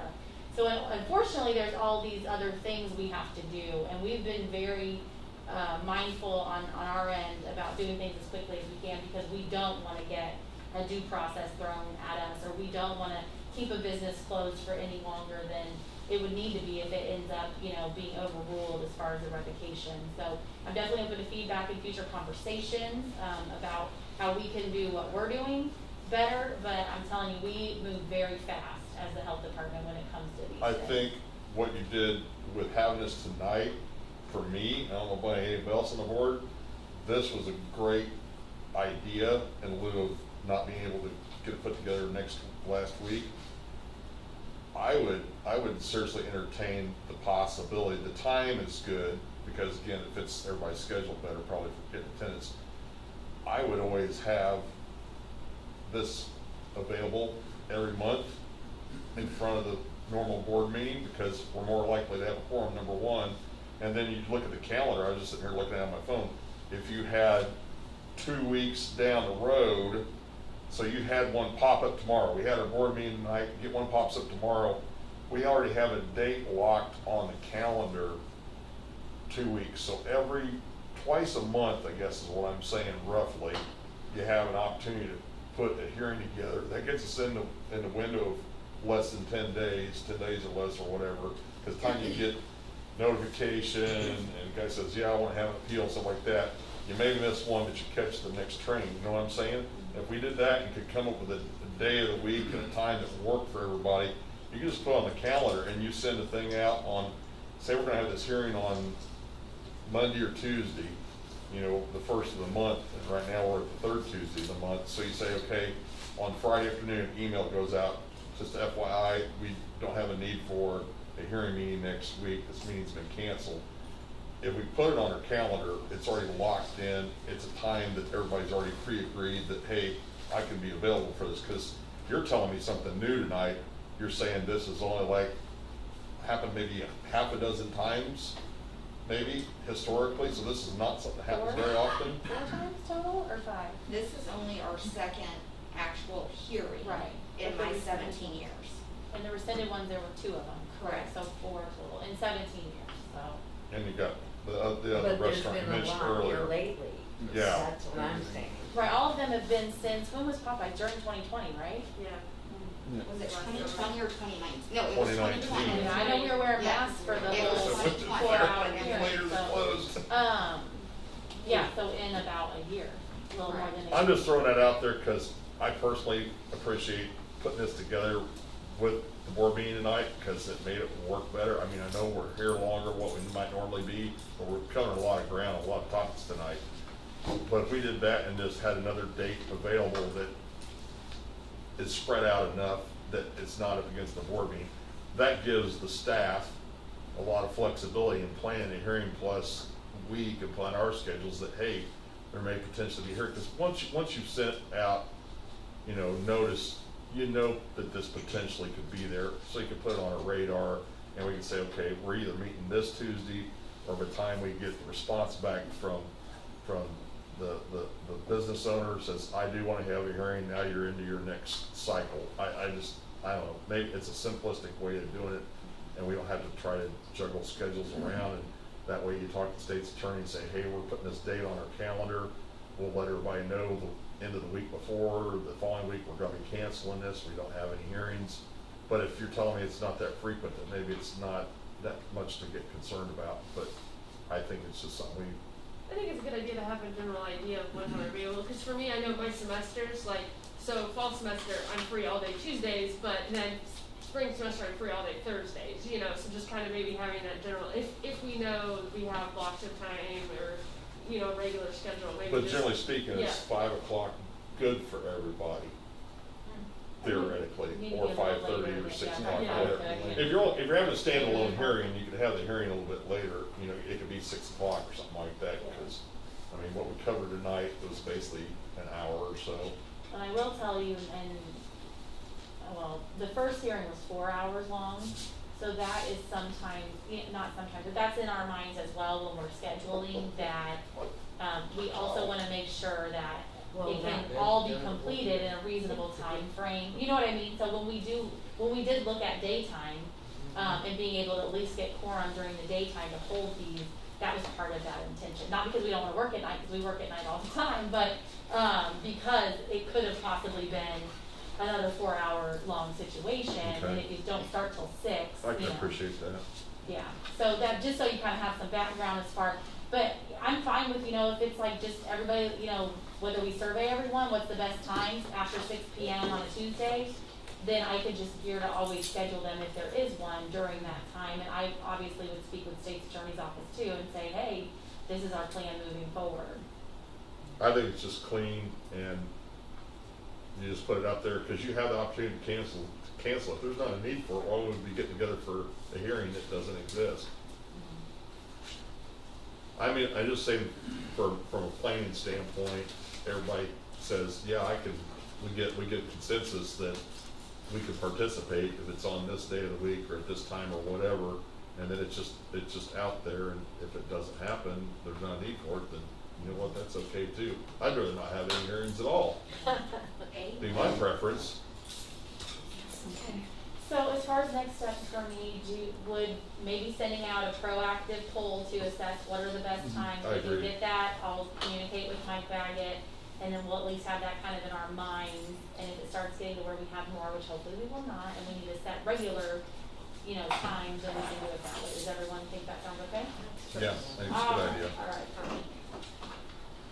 Okay, so I know we want to get out of here, but before we move on, I have to say this because it's just really bugging me. If you guys are good with doing extra guidelines, making more work, that's fine. I don't have a problem with that, but let me just say that, if you're in food service, you already know, you have guidelines that you go by, right? So we're not here to babysit or hold hands. But you're here to protect. Exactly. We're here to support the staff and to protect our community. But some people don't like to go by the rules and don't. Okay, exactly. And so this is my point. The evidence was presented in front of us, and when I see right in front of me cockroaches all over the place, live and dead. You didn't even bother to sweep the dead ones up. And then you're going to stand in front of me and tell me that in your other establishment, which was a food establishment, cockroaches were crawling up the wall. That's a deal breaker for me. I'm sorry. Understand it. So I'm here, I'm here to support our health department, the staff, and our community, and protect our community. And so that's just my 2 cents. I'm sorry, I had to get that out. That guy, I've known him for years and years and years. To me, he needs to slow down. He has 5 restaurants and I'm sorry, but he can't take care of them all. You cannot. It's hard for me to take care of 1, let alone 5, I'm sorry. I don't agree. Okay, well, we're Madam not President, going to you bash have- anybody, but I'm just talking about this specific situation, so. So we have an item on the agenda for closed session. So, I'm sorry? Do we have an item on the agenda for I closed was session? getting ready to ask for Okay, that. I'm sorry. Okay. We need a motion. We need a Okay, so motion to go into a closed motion and then to, move into closed session. So moved. Second. Thank you, and motion, please. All right. sorry, I'm talking to her. Okay. Vivian Goodman, Aye. Jan Hack, Aye. Debbie Hill, Dr. Brett Jerger, Aye. Dr. Janet Patterson, Aye. Mark Scranton, Aye. and Dr. Laura Zimmerman. Aye. Okay, motion carried. So, Okay, I'm going to stop the recording and. Gonna be a couple more steps than what there have been in the past to get this all shut down. So, that's recording right there. That can't be. And Fred's leaving, so then there won't be anybody else on here.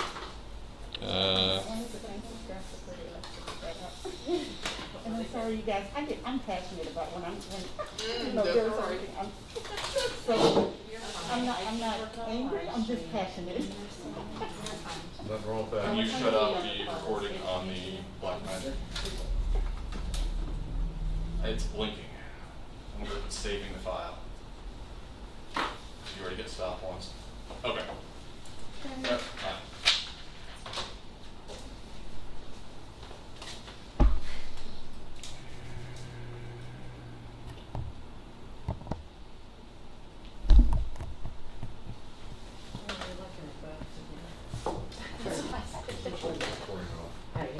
You guys as cold as I.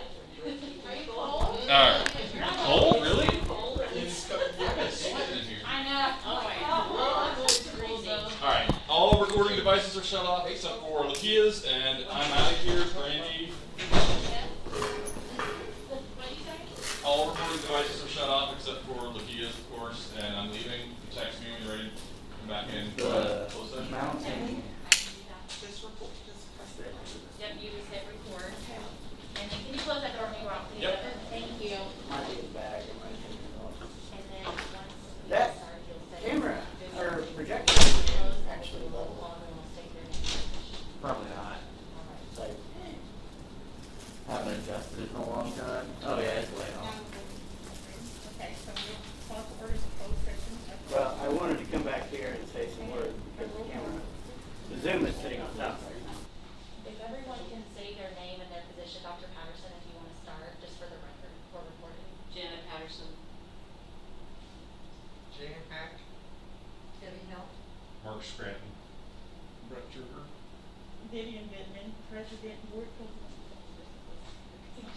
Laura Zimmerman, board member. Brandy Binkley, administrator. Lakia Funches, Accounting Assistant.